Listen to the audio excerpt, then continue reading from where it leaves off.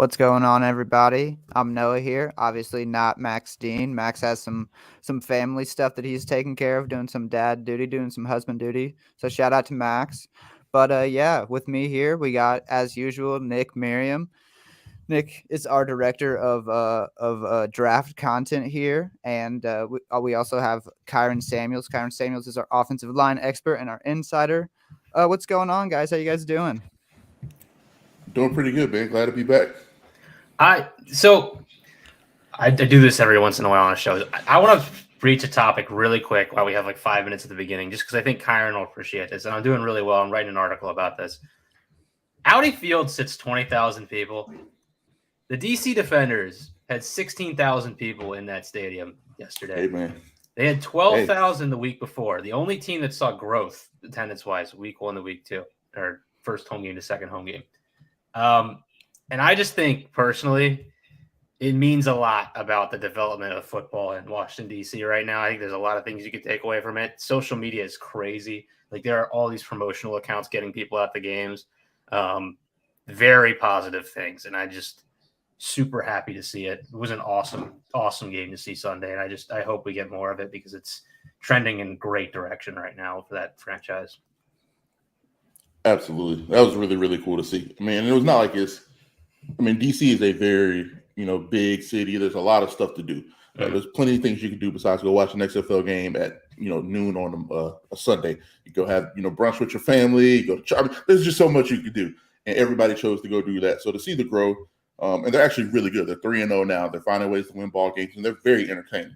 You have Jordan Ta'amu and De'Aaron King on the same team, and, you get to see a little bit of both of the best of both worlds. So I'm really excited about the future of the XFL. I'm really excited to finally see a St. Louis Battlehawks home game because they're saying that we're going to get a 32 to 35,000 attendance type of game. They've had good road attendance. You see their road fans at games. Yeah. So if we're going to get a 30,000 plus attendance game at an XFL event, I'm going to be really, really excited about that. So hopefully those two teams can face off in the playoffs or something because I think those are the best two teams outside of Houston. But if you can get those types of attendance records and can see the growth of the game and the TV ratings are doing well, the league could be around for a while. So I'm glad we plugged them there early, pretty soon there. For sure. Yeah, man, spring football is very exciting, and it's hopefully going to keep growing and keep getting bigger and even more exciting. But let's get into what everyone else is talking about this weekend. We got the Combine. I'll just throw it straight to you guys. Anything you want to talk about right off the bat before we get into our talking points? Yeah, I think the theme of this Combine maybe is, and people were comparing it to the draft 2 years ago, which is also a very athletic draft. I just think there were better players in that draft. This draft is not amazing. There's a lot of really good athletes. And I think what's difficult about a Combine like this is, you have like the names that people are talking about of players who are going like 100th percentile with all their testing and doing really well. But the majority of players are like testing 80th percentile or better. Like, this is just an overall, there weren't many players who just had poor combines. It was I'm talking to our friend Max Chadwick over at PFF who to write like a position. They made him write an article, a position for each position, a winner and a loser at the Combine. And it's like hard to come up with losers for some of these positions. Like, who is the loser at quarterback? You don't really want to put Bryce Young, but there's not really like another guy. And then offensive line, like who's like, we were like talking like maybe it's Skronsky just because of the arm length, but really it doesn't like matter because we knew that already. And same thing with Bryce Young, and then Cody Mock maybe because he only tested in the 80th, and we thought maybe he'd be better. But it's just like, it's silly. Like, all these guys tested extraordinarily well, and I don't know if it's the preparation's getting better, if we're just getting better athletes as a whole, or maybe the focus of the sport is like we're seeing more athletes going into college, and we're seeing just pure football players. But it's an interesting trend, and it certainly made the Combine week extremely exciting. Yeah, man, I definitely agree. I don't have anything, of that sort. I think everybody did pretty well for themselves. The only thing that I would think about is that first group of receivers was really, really, really slow. That's the only thing I can think about. But that second group of receivers were burners, bro. Like, everybody else after that was really impressive. Everybody else before that was impressive. The only quarterback that I could think probably didn't do like great for themselves, I would say, is Jake Hayner. But that's not the type of guy that you're gonna be wowed by in a Combine setting at all. Anyway, we already knew that. So even like you say, we know a lot of these things already. Like some of the running backs, Charbonnet and Tank Bigsby, didn't like blazed us with 40 times, but we knew that already. I mean, 4.54 for Charbonnet, 4.56 for Tank Bigsby. I think those are still good times for guys that big and that solid. So when you're moving like that, and you have their body type and their skill set, you see it on film, I don't think those are negatives at all, in my opinion. So even guys like that, I think they're really good for themselves and look really good in the on-field drill. So a lot to like here, a lot to like. It's going with a lot to like. So let's go with just the biggest combine performances, maybe biggest overall, or like maybe in one, like the dash or whatever. But biggest combine performances. Who do you got, Nick? Well, I think it's hard to not talk about the two guys who went 100th percentile. There may have been some other players, but I just, in terms of like top prospects who did it, the one guy is Anthony Richardson. Everyone's talking about that right now. And, I think we kind of all saw this coming. And we also saw it coming with Darnell Washington as well, probably. Maybe not exactly 100th percentile, but we thought he'd test very well in terms of RAS testing. They both had those numbers. Those two guys are probably going to go first. Well, we know Richardson will, but Washington, we've said on the show, at least Kyron has, that he's heard the league is higher on Washington than the media is. For me, it's always been a question of, with the tight end position, of like, what are we capable of doing with you in the passing game outside of just out of inline? Like, what's your ceiling? Because that's normally where the difference makers are at tight end. And his ceiling is just so impressive. What I've been telling people is like Darnell Washington's gonna be the closest thing we're gonna ever see to like what if LeBron James played in the NFL. I like that because if you talk about the size and the stature, that's the only comparison you can really, think of. I see a lot of people saying the Jelani Woods, but their body comps are different. Like they're around the same size, but their body comps are totally different skill sets as far as what they do on the field. I think that's a pretty fair thing to say. And it's going to be fun, man. Like the dude did a little bit of everything. You saw him, how easy it was for him to move the sled. He just looks easy running a 4.65 40, which is just sad for me because like that's about as good as I would ever do when I was like 160 pounds, which I'm not anymore. I'm way heavier than that. And oh man, that's just crazy to me. But also just the one-handed pluck catch, which just he was making it look silly. Like that was an all-time combine performance, and it still wasn't the most discussed this weekend because of what Richardson did in terms of running his 40 time, throwing the deep balls, the touch that we saw. All the quarterbacks kind of at the top outside of Bryce Young showed that, so that didn't really separate himself. But the vertical too, it just rightfully getting the comparisons to Cam Newton, Josh Allen, those types this morning. And I think it's a good thing for him, not because we already didn't know he was an athlete, but I think, people were leading up to this draft talking about, oh, Will Levis is like the Josh Allen comp. And I think a lot of people who were kind of more in tune with it were like, well, he doesn't really quite have the rushing ability. Like Richardson's really the guy who's more of the, mobile type who needs to develop as a passer, who's kind of, or at least in terms of accuracy, who's more similar to that. And I think after this weekend, more people are seeing that, and that's a good thing. One more thing to add to this Richardson conversation. I see a lot of people kind of like hating off of Richardson, saying like, oh, don't let this forget what the tape looked like, or did you guys not watch him throw the football this year?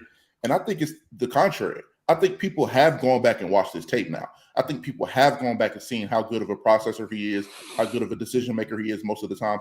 It's a lot to work with on that tape. So while there's definitely some lows on that tape, there's a lot of highs. There's a lot of stuff to low on that tape. And if you have gone back and actually sat down with that film and watched it, you'll come away more impressed than you will come away disgusted with some of these throws. Because I don't have those situations when I watch Richardson. Of course, there's something that he just flat out misses, but the decisions are right. I know a lot of people give Levis credit for that. They're like, well, his eyes are in the right place, or it was the right decision, just bad throw. You see more of that with Richardson than you do with Levis. Some of Levis's decision-making is just like unfathomable to me. Like, especially for a fifth-year guy that has been around. He's gone, Penn State, Kentucky. He's had really good coaching and really good development. You don't see as many of those throws with Richardson as you do with Levis. And Richardson's only played 14 ball games total ever. So I think people have gone back and really sat down with the Richardson tape. And then when you sit down with the tape and you see his natural tools and you go see what he did at the combine, there's absolutely justified hype here with Anthony Richardson. Yeah, I think it's honestly fair to say with both those guys, but more so with Richardson for sure. I'd say that like if you watch the games live this year, you would not come away impressed with either of them. But if you go back and actually delve in and look at, the pocket footwork, what they're looking at, where they're moving, how they're reading the coverage, the decisions to use their shoulders to open up throwing lanes, like the guy, they're way more advanced, I think, than I think the average fan is like giving them credit for. Just watching like Florida played Kentucky, which was a sloppy game on offense a lot of times, but just, it's quarterback is the hardest position to scout because you purely, in terms of process, because you really, really, really have to kind of think about everything that goes on in the play. Whereas, quite frankly, with like running back, you kind of can understand, what their assignment is on every play. And you could say, this is what they're supposed to do, or, if something goes wrong, here's your second step.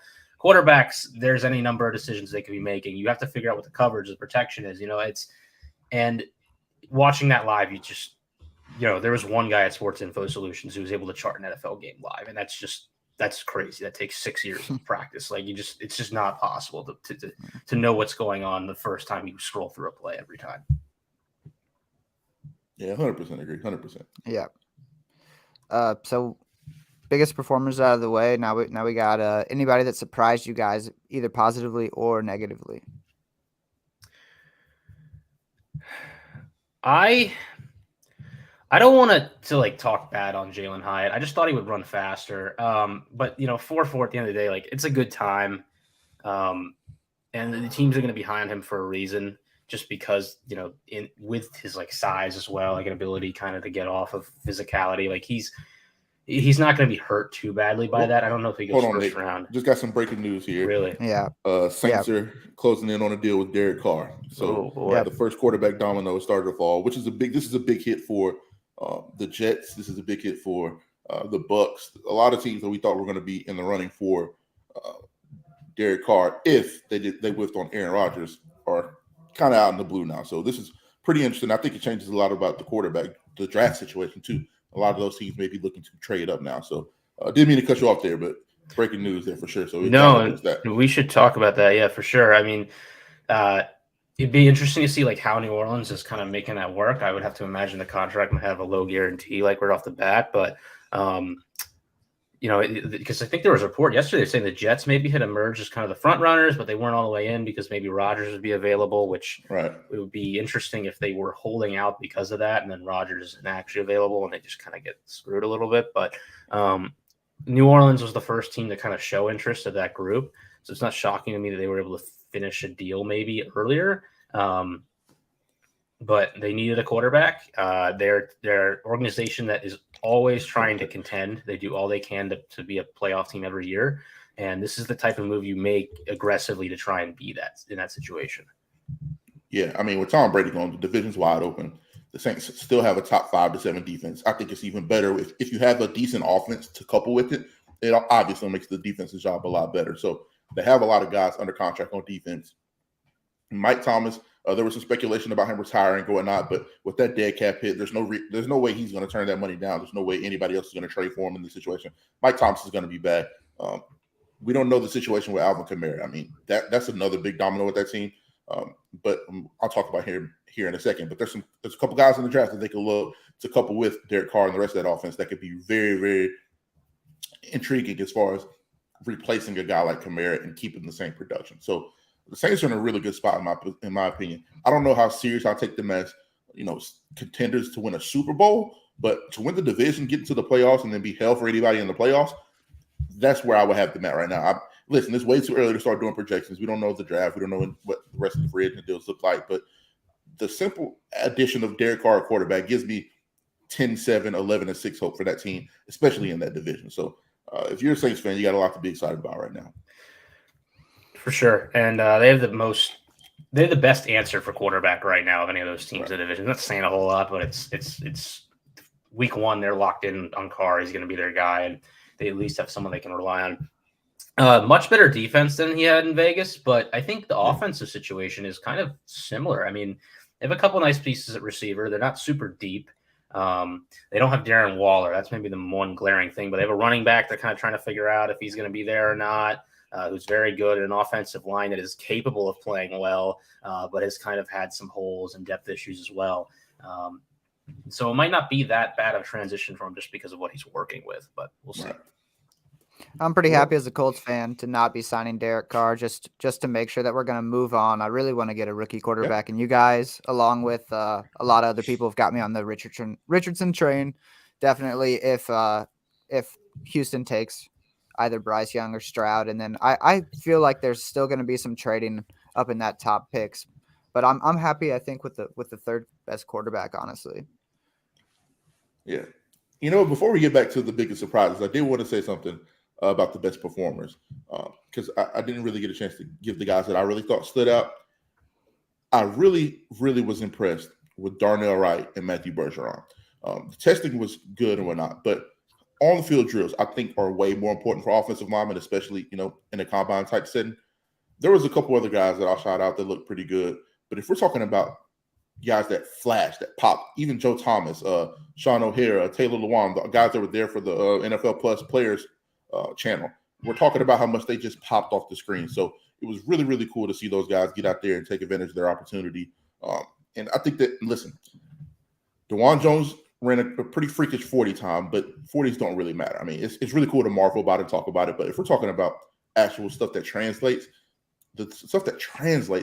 Matthew Bergeron and Darnell Wright jumped off the screen. And I think they're really rising up people's boards really fast here. If you couple it with the week they had in Mobile at the Senior Bowl, if you couple it with the tape that they put out the last couple of years and their freakish ability, just looking like freak athletes compared to the rest of the field, listen, man, I wouldn't be shocked to see both of those guys go late in the first round.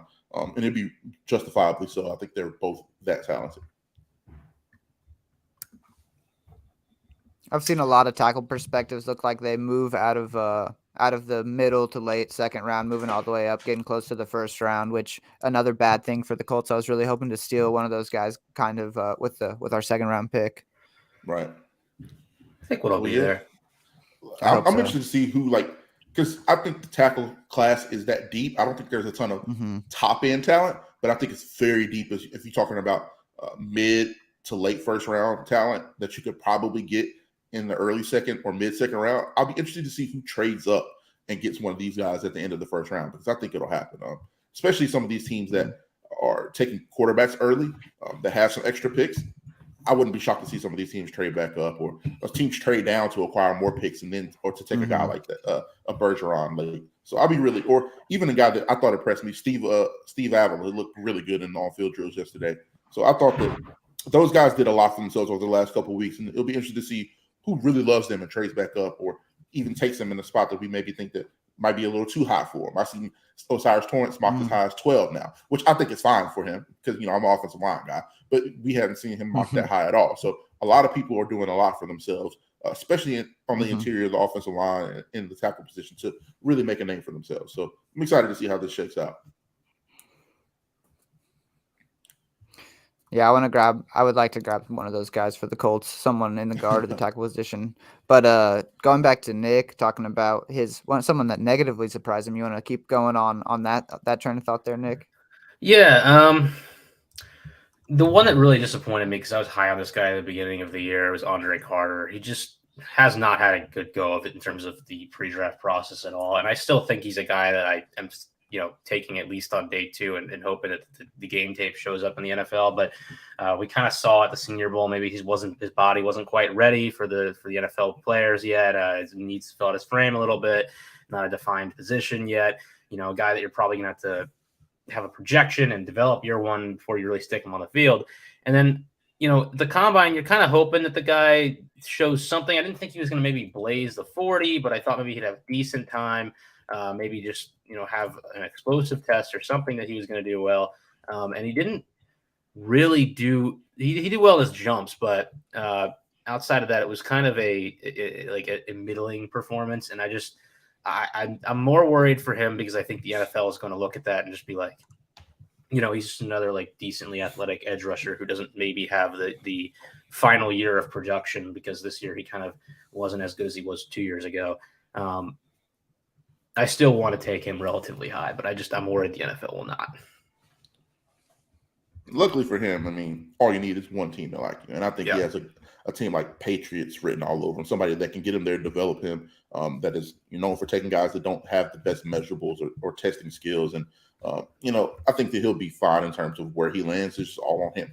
If he's actually good enough, we'll be able to see it. But I don't think his combine and pre-draft performance will hurt him too much. There was definitely a lot of first-round mock hype during the season and whatnot. But if you got to the tape, his Army tape, there was a lot to be desired there as well, too. He definitely was a flash playmaker, and he did a lot in that regard. But as far as positional value. What position was he going to play? That was always a debate. Where were you going to line him up? What's his frame actually like? The 265 that they had him at Army. I mean, you saw it at Senior Bowl. We saw it up close and personal. He's very lean, very, very lean. But on the same end, we talked about this too. He doesn't have the same luxury as the other guys to go actually train and develop his entire life around being better at football. He's in the Army. I mean, they tell him what to do. They've told him what to do for the last 4 years. I mean, he doesn't have the luxury to go train at Exos and forget about everything else like the rest of these guys. So I think that actually helps him in terms of the discussion, because teams will be like, he hasn't gotten to be just a football player ever. So when he becomes just a football player and he gets under our weight program, and he gets with our nutritionists and he gets with our guys, I think that'll boost his stock a lot, because people will be able to mold him into what they want to. Yep, I probably hadn't really considered, the deeper layers of that as well, but it's certainly, I mean, we talked about that at the Senior Bowl as well. Like, right. It's difficult when you're in the military academy to really have that focus. And a lot of these guys do, kind of know they're going to the NFL, especially higher picks early on, and they can, literally not be at school and just focus on, football stuff. So that's not happening when you're. I believe Anthony Richardson left like 30 days after the bowl game. He was gone. Yeah. And he was gone for the bowl game already too. So, it's like. So. He hasn't been in school for a while, but can't blame him. It's just this is the stuff dreams are made of, right? You gotta go. This is like a kind of side topic. It's not really a positive or negative thing. I just think the Bryce Young weigh-in response is just so stupid. Like, yeah, he hit the weight. He hit the weight that like no one thought he was going to, and everyone was like 190. Yeah, and like everyone's like, "Oh, it's water weight, like it's not real." And we knew, like, yeah, it's water weight. Like he probably added like an extra 5, maybe. I was going to say 5 pounds. Like you don't put on 20 pounds. You don't put on 20 pounds of water weight. Yeah. And like, so I was talking with I put a message under Sam Motson, who is a PFF guy who we had on the Blue Red Bus show before. So I'm not like acquainted with him super well, but he'll respond every once in a while to something I'll send. Right. And I was basically saying like, because he's been a little detractor about the size, and I was like, hey man, like, well, maybe he wasn't really 194 at Alabama and he's added some weight, but that's like got to be his base weight, right? Like, he's got to be at least 194, and that's probably like being super conservative on that number. Like, he's probably more like 197, 199 range, right? And people still seem to be like, no, he's probably in the 180s. It's like, right. You got to be kidding me, man. Like, well, that's the thing. The goalposts can't keep moving when you talk about this thing. Yeah. First, it was he wasn't going to make the weight. Now I won't name any names, but I've had some discussions with people, and they're like, "Well, his frame isn't suited to gain any more weight past what he was at the combine. He's going to be." But I'm like, you don't know that. Like, people said the same thing about Kyler Murray.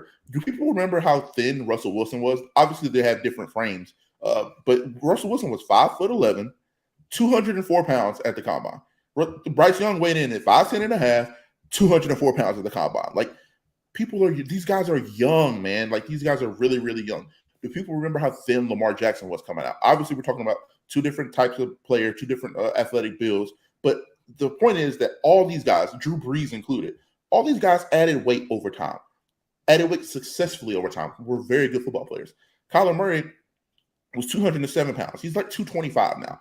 Totally different muscular build. Like, you get your man body, as they call it, and you get your man strength, as they call it. Like, give Bryce time to develop into the man body that he has. I mean, if you saw him when he first left high school to what he looks like now, it's night and day. He looks way better now than he did in high school. Why? Because he was 16, 17, and he developed into a 21-year-old. It's safe to say, or it's safe to assume, that 24-year-old Bryce Young could be a solid 208 to 212 pounds and be plenty big enough and sturdy enough to play in the NFL. Like, but what does Brock Purdy weigh? I mean, he probably weighs like 210, right? Like, Brock Purdy's not the biggest, strongest guy ever. Like, he just set the NFL on fire for half the year. Chase Daniel's been a backup in this league for 20 years now, it feels like. There's plenty of guys, and there's plenty of examples of guys not having the biggest frames or the most athletic frames, holding weight well enough to survive. Like, let's cut this Bryce Young crap out. Like, if the kid can play, he can play. But Will Levis and Anthony Richardson have actually had much more injury over the course of their career than Bryce Young had at Alabama. So we saw Andrew Luck retire early due to his body being beat up. I mean, you could be 6'4", 230. If they can't block and you can't process and get the ball out fast enough and keep plays alive and not take hits, you won't stay around long anyway. So the Bryce thing really just frustrates me, because it's finding a way to not evaluate guys and put them in a situation that's advantageous for them. Yeah, and Lamar had a frame thing, and he's way up now in terms of the weight. Right. He hasn't really lost movement skills either. He looks fine, and it's just, between and maybe I'm wrong. Maybe like the people who are close to Kyler, and he's actually like a terrible person to work with. We have, in my opinion, like I don't know, Kyron might know, but I have no reason to think that Kyler has like off-field concerns. Like all these people seem to make it. To me, like it just seems like for some reason, and people just hate small athletes, and it's whatever. Like it's silly. Like we have all the tape in the world to show what this guy is capable of, and we're coming up with because he's still going to go number one. It's like people just want to people just preying on his downfall. I don't know. Like it is what it is, I guess. It's very strange, man.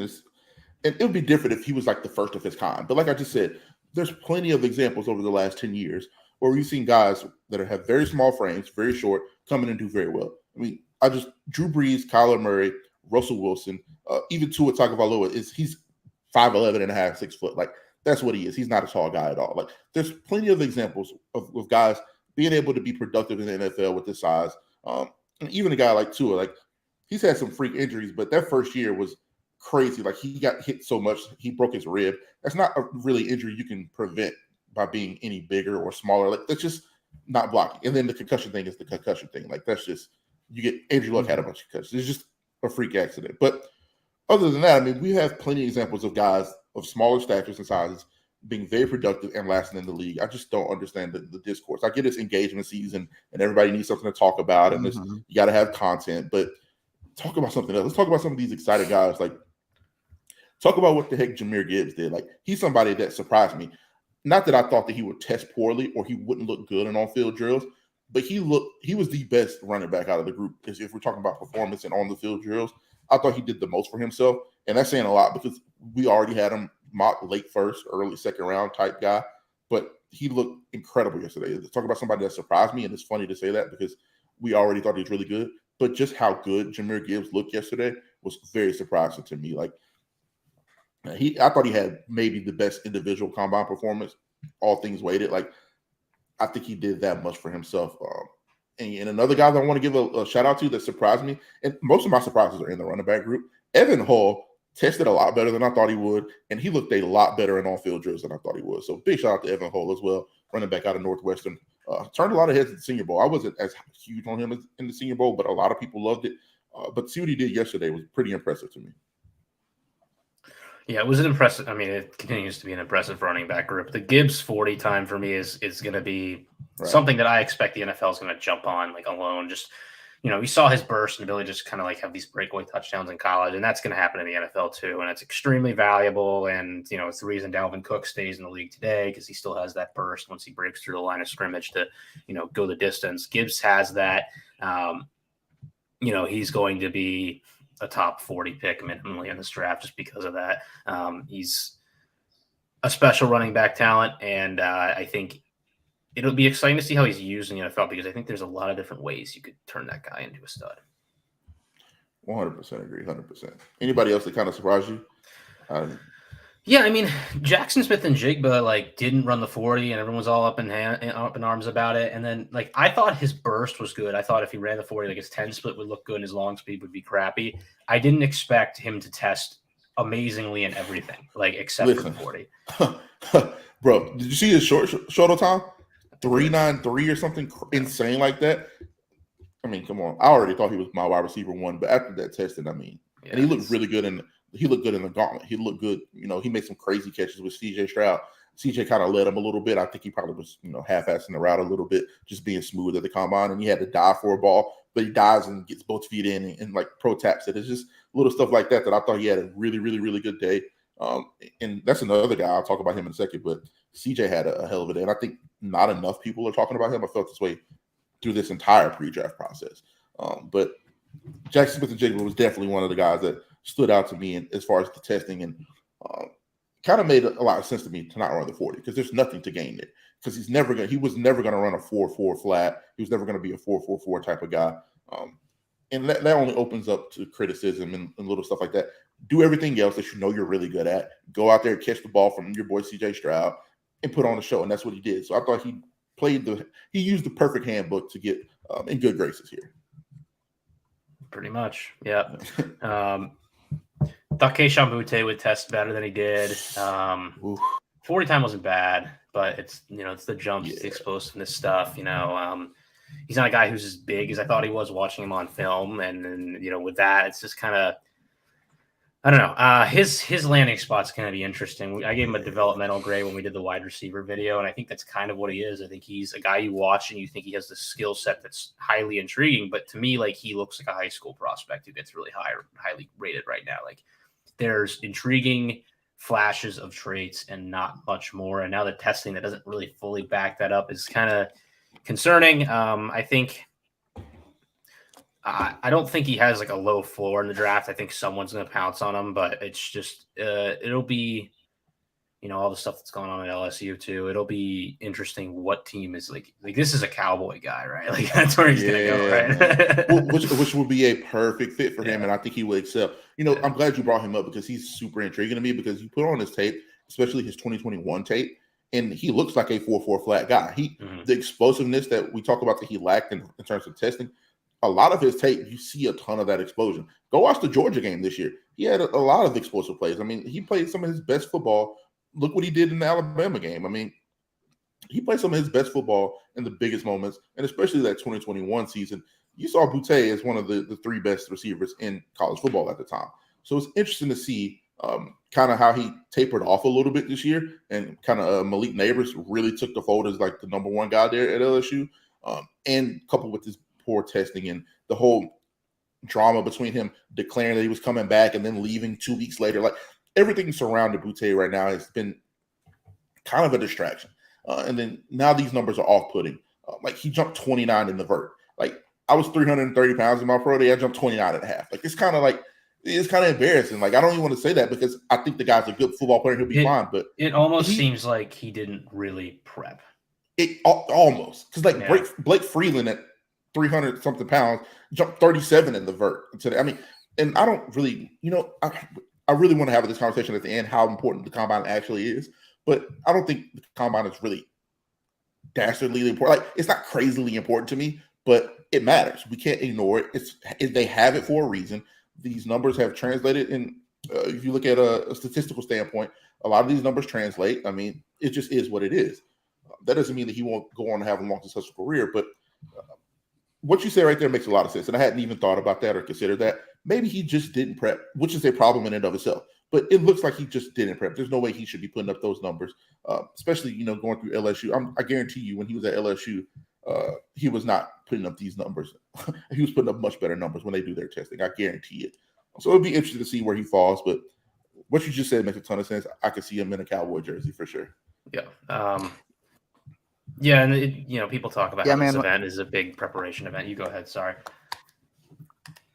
No problem. Yeah, but like you guys said, when those guys fall and they don't perform as well, sometimes they get on those teams like the Cowboys or the Patriots, and they find the system that worked for them really, really well, and they end up they end up being extremely successful compared 100%. To the guys that go to the top 10 picks that have to go to teams that are struggling.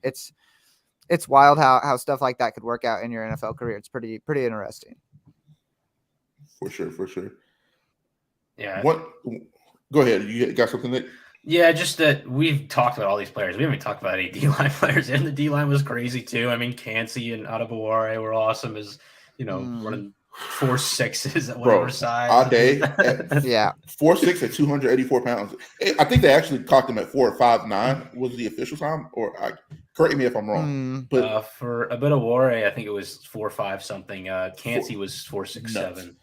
Will Anderson 4.6 flat was impressive to me. Like, I wanted to talk about that. I'm glad you brought those up because while a lot of those guys tested like freaks, I don't think a lot of the defensive line drills were very crisp or fresh at all. And that's where I think you saw the difference between Will Anderson and everybody else. Even though the testing was incredible. I mean, especially Ade. Like, we got to give him credit because what he did was probably, I would say Anthony Richardson was the number one freak. If we talk about the number two freak in terms of just testing, it was 100% Ade. So give him a lot of credit there. But I think you saw the difference between Will Anderson and everybody else in the drill segment. How smooth and fluid he was, just changing direction, no wasted movement, no false steps, always downhill, shoulders over toes in a controlled way. you didn't see that from anybody else out of the D-line group. And I think that's where you the edge group. And that's where I think you saw a lot of it. And Derek Hall is another guy that I thought had a very, very impressive combine, especially running that 4.57 at 255 pounds. I think he did a lot for himself as well. But that's where I saw the difference between everybody that's in the drill work. And I wanted to get your opinion on the DBs too, because they had a very, very interesting group. But yeah, so I didn't. If you have any D-line thoughts, go ahead. Yeah. By the way, I wore a to clocked at 4.49 apparently. So crazy, man. 4.49. Come on, man. Scary, bro. Oh my god, I did not expect that. I thought he was more of a strength and technical guy in college. That he might have a shot to go late round one now because of that. Like that's just unbelievable. Yeah, DBs. Maryland has a track team. That was receivers too. Like that was crazy. They were. Yeah. Deontay Banks is a guy that was one of the few. Rarely you see a player that just like I don't know about or someone kind of pops up late in the process and you're like, oh yeah, that's a first round player. Like why don't we know who he exists? And Banks for me was like one of those guys where it's like he's gonna be top 20 on my board because he's probably the most scheme versatile corner in this draft class. He has the speed and the fluidity. He's a little more inconsistent than I think some of these guys are going to go up higher in terms of like ball skills, but he's a really good player and he's going to probably go in the first round because of it, especially with that testing. I didn't catch like a lot of the DBs as a whole, but I believe my overwhelming take on that was there's a lot of guys who were kind of lesser known who ran good times.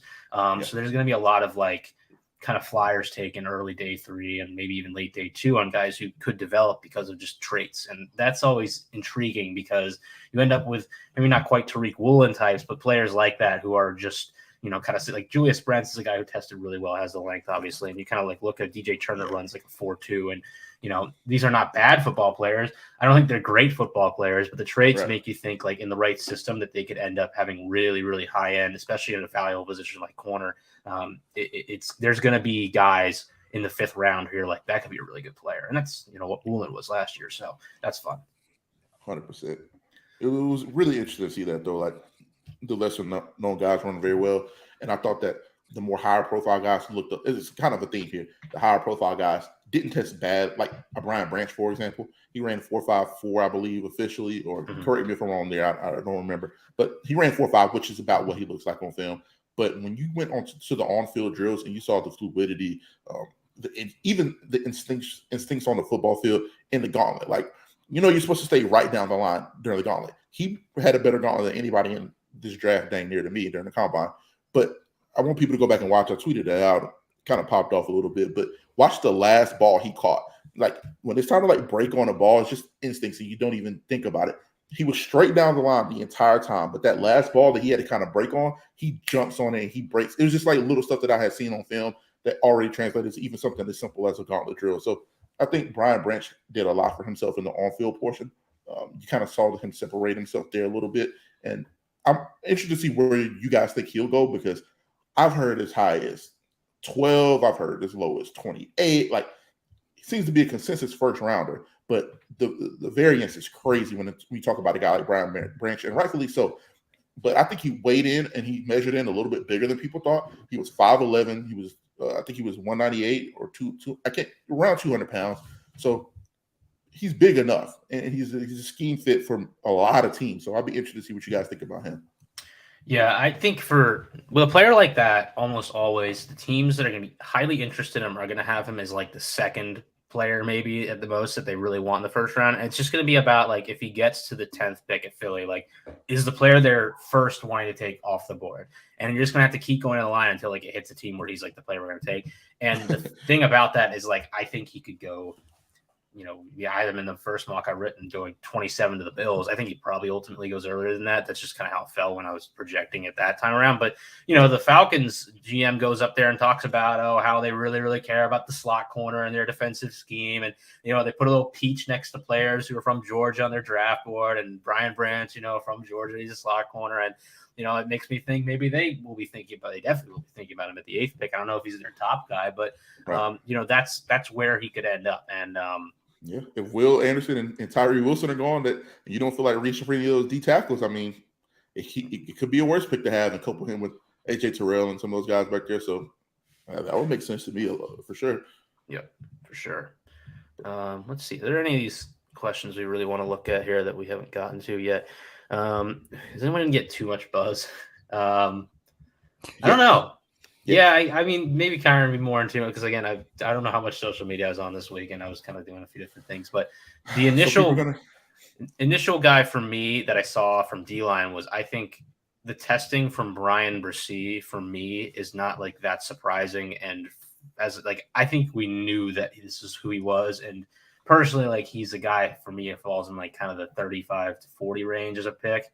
I haven't seen it. I mean, it's just like he's the same thing with who was the player we just talked about? Butte, but Butte's had more time in college. Wow. Brissy, like, just hasn't had time in college to play because he's been injured and he had some off-field things he couldn't control that he had to go deal with his family, and just like, he's still a high school prospect to me. Like, and I think he can be really, really good, but he hasn't had the chance really to play a long period of time in college, and that's not fair to him. But it's kind of difficult to call this guy like a top 10 player right off the bat because of that. And maybe he sneaks in the back end of round one. I wouldn't hate that if that happened, but I'm not taking like this guy with a top 20 pick just because he's a projection at this point, and his testing was awesome. Running a sub 5 at that size is great. I think he really does have some intriguing ability to literally line up an edge if you want him to, even standing up. But he could be a 3-4 edge, easily, in my opinion. Man, those Clemson D linemen, man, they frustrate me. Like, it's just I don't know what they're doing. Listen, this is the only one that we've disagreed on unequivocally so far. He's a top 10 lock, in my opinion. You think? Or top 12 lock, in my opinion. I think, bro, his highs at Clemson, he's played enough ball where you got to see him play to his peak ability, I believe. And when he plays to that level, I think he's the best interior defensive lineman in this draft outside of Jalen Carter. And I think the gap between him and Jalen Carter isn't a chasm, but I think the gap between Brissy, who I have number 2, and the next guy, who is Keanu Ben, in my book, is pretty big. I think the gap between IDL2 and IDL3 is pretty big. He's just a freak. Like, by the time the end of the season this year, those last 2 games that they played, I thought you got to see where he is and where he's going. As long as he's healthy, which is, you cannot discredit that at all, because health is the first meeting I had in high school. Legendary coach Mark Lassiter. I was an 8th grader getting ready to come up. The first thing he said to a group of freshmen getting ready to come up, he said, your best ability is dependability. And if you can't be healthy, you can't be dependable. And that's just is what it is. But when you talk about a guy who has traits and some film to match the traits, I think it's Brissy. And there's too many needs on the interior defensive line. Like, he's another guy that I wouldn't be shocked if the Atlanta Falcons took. Where are they at right now? 8, I believe you said. 8, yeah. Mm-hmm. If all the quarterbacks are gone, if Will and Jalen are gone, I wouldn't be shocked if they took him over a Tyree Wilson type. I wouldn't be shocked at all. Imagine him next to Grady Jarrett, or if Grady Jarrett, they want to let him walk or trade him or whatever they do. That's a perfect guy to go in and replace a guy like Grady Jarrett. I think Brissy, and you might be right, though. He may be getting a little bit too much hype off of his performance, but I think he is properly mocked where he is most of the time. Hey, man, I won't get upset by it. He's a DC kid, so I got to support it, Hey, but the way this D-line class is, I'm maybe a little higher on Tyree Wilson than you are, but I kind of do think that once you get past him and Anderson and him, it'll be that order. It's kind of open. So, I'll understand it if he goes high. I wanted to talk to you about that too. I'm glad you kind of brought Tyree Wilson, because I don't understand it. I get the freakish frame. What is he, 6'5", 275? I mean, you can't teach God-given size and athletic ability like that, but I didn't see it translate enough, especially against Big 12 competition, to where I would be so excited to think that I can mold him into something special. What do people see on film, or what do you like about him so much? Because I'm on an island over here by myself, because everybody loves the guy. And another guy that we can just throw in there too is Keon White. Everybody loves the guy. And that's the guy that I was going to say I think is getting a little bit too much buzz right now, and I don't really understand it. So those two would be the guys for me, Tyree Wilson and Keon White. Yeah, so those two and Van Ness, really, because Van Ness tested better maybe, and we didn't really see like the rest of them kind of fully. Did Wilson not like fully test this week? And he didn't fully test. Yeah, which is smart because he has nothing to gain. Yeah. they're all just like toolsy guys, right? In my opinion, like, and White, like I will admit, like I probably need to do a deeper dive in. I think the Senior Bowl hype maybe got to me a little bit too much. Van Ness, has these flashes against great players, but it was never ever consistent in a game. Wilson, I think, does have games. I look at the TCU game where you just see it like consistently that he's a physical problem for them. Now there were games against like Baylor, which is not a team that I look at and I'll go, you should play poorly against. Then he kind of disappears, right? And that's the concern. I will say I do think it's harder to play specifically edge than other positions in the Big 12 because they really get the ball moving like super early and it's hard to impact the offense at all because of it. So I know the offensive linemen he's going up against are not all like super great competition, but I do think the style of offense they're playing against makes it specifically difficult to affect the game as a pass rusher. So totally. I don't like knock him that much for that. And I do think like specifically the TCU game was a game where, TCU is running the scheme where they are just, the ball is not, you're not able to like affect Duggan at all. Like they protect him very well by getting the ball out, running stretch plays and like just getting the ball away from the middle of the field. And Wilson, didn't always affect the play specifically, but he was, bullying tackles, knocking tight ends. One of his best games for sure. And I just think that's, that type of performance along with the physical tools, which, would have been nice to confirm with testing, although as you said, like he probably doesn't need to, I think gets him drafted highly. I think, and it's kind of the Trayvon Walker thing from 2 years ago, except for this guy really played the position he's going to. And I think when you watch a guy of his size, like show ability from hand in the dirt and standing up, I can get behind it. He's not a blue chip prospect by any means for me, but I think, I do think that with a lack of really high end players after Will Anderson and Jalen Carter in this draft, he's a guy who's extremely intriguing just because we've seen that length and that type of player succeed at the NFL pretty consistently. Makes a lot of sense. Last guy that I think is getting, or do we have a segment where there's not enough buzz on a guy? See, the thing I think it's tough about that is they're all kind of getting, like, again, like he's all these guys tested well. Like, they're really I got one for you, and I want to see. Jordan Addison isn't getting nearly enough buzz to me for what he did. I thought he did Jordan Addison and Josh Downs specifically. Josh Downs running 4.47. I think Addison clocked in at 4.49. And how smooth Addison was. Addison, outside of JSN, probably was the smoothest receiver to me. Coming in and out of his breaks, little subtle stem at the top. Like he was doing some I don't even think people realized what he was doing. Maybe the people that are there in the building. I haven't really asked around about Addison too much. But some of the stuff he was doing just like was highly advanced in terms of just like route running and his ability to understand the space. I understand there was nobody on the field, running routes on the air, but that's why it's even more impressive to me. It's stuff that you practice in those type of settings that does translate to the field, and you see it on tape with him a lot. I think Addison isn't getting nearly enough buzz. I don't think Josh Downs is getting nearly enough buzz. I think those guys are really, really good, and I wouldn't be surprised to see both of them go late first round. Maybe Addison goes 20 to like a Giants or something like that, which would be depending on what they do with their quarterback situation, extending Daniel Jones, what happens there, I don't know, but I think that would be a perfect fit for a guy like him. Brian Dable getting a guy like that can get you some of the middle of the field stuff, can get you some of the vertical stuff if you need him to. I think he's really, really intriguing as a prospect, and I haven't really heard enough people talking about him or just Downs.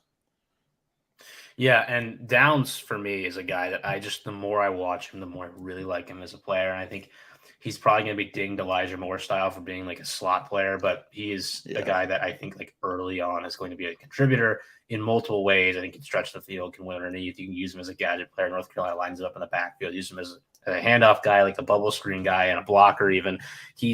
I love his game. Like I think he's extremely like teams that like a team like Chicago needs a player like that, really. Like a guy that is just a reliable pass catcher and is not going to be like a high-end type. Maybe Mooney being as a slot guy right now maybe is the reason that they don't do that, but I wouldn't mind even just moving Mooney to outside and having Downs be your slot.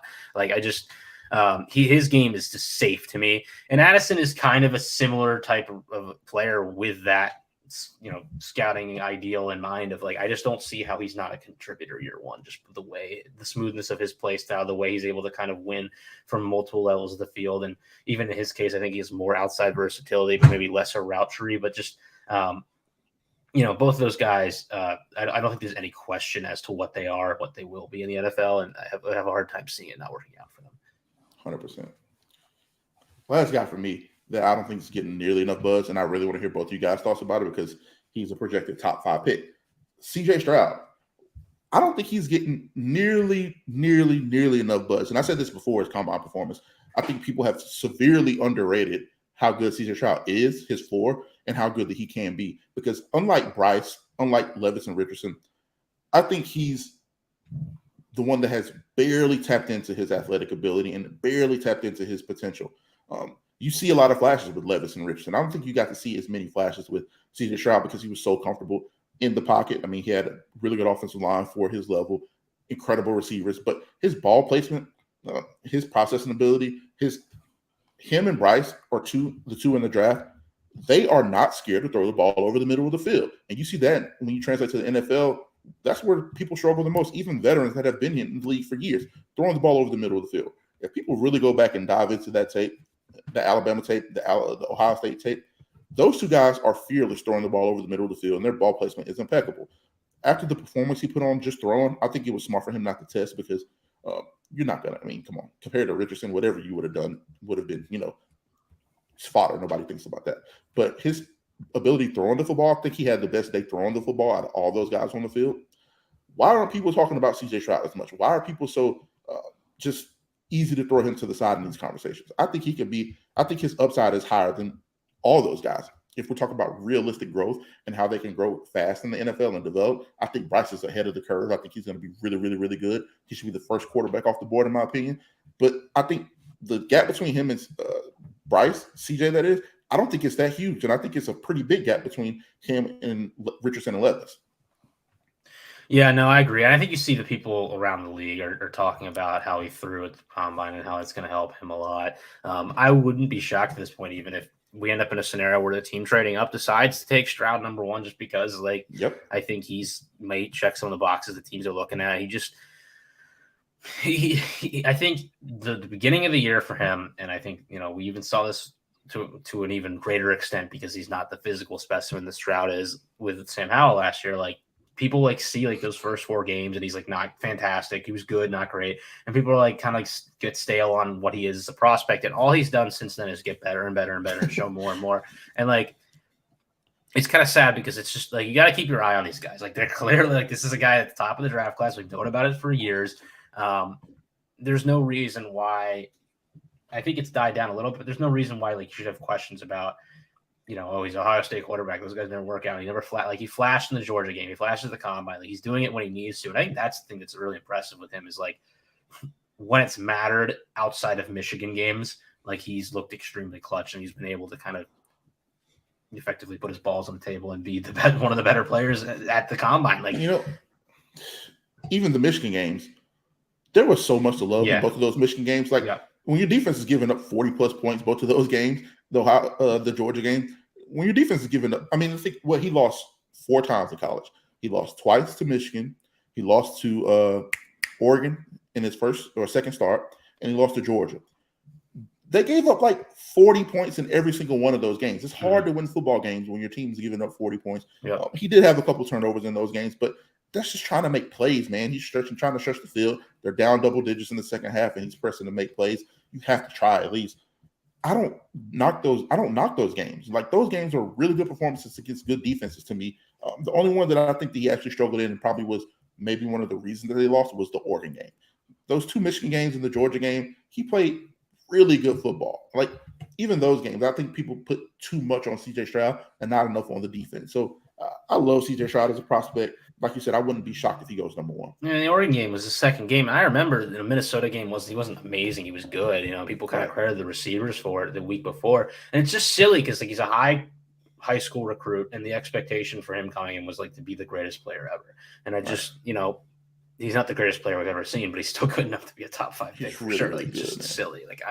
One more, by the way, buzz that I think needs more negative buzz. That this guy, he's a good football player. Don't get me wrong, but I don't know why we're doing this Michael Mayer thing where people are he's definitely a top 15 pick. And now we're having people with Dalton Kincaid too, which he's good, but I just don't know that I'd take him that high. Kincaid tested really well this week, by the way, so I'm just not going to talk about him. But with Mayer, Musgrave too. Mayer tested fine. The big thing for me is I heard all these people leading up this year talk about how well he moves at 260 pounds. Because Notre Dame had him listed at 260 this year, 265 last year. And all I did this year was look at him. I haven't brought this up with the pod and just think, there's no way that guy's 260 pounds. Like, this is just ridiculous. Like, he is 245, 250. He comes in, weighs 249. And I have this like theory that I think people took that number for real and thought that that's what he was. And I think, he was always more in the kind of he's not a small tight end. Like 250 is still big enough to be a wide inline player. But I don't know, like he's not quite the Darnell Washington athlete. And I think some people thought that gap was smaller than it was. And I think that's silly. 100% agree. He's another guy. I don't think he's getting too much buzz, but I think people have just pegged him as the tight end one for so long. He's either become an afterthought because people think he's going number one, or people are sticking to their guns and overly justifying it when we haven't really seen the freakish athletic ability that they claim. I think he had a fine year, but I thought he had the third best year of tight ends in college football this year.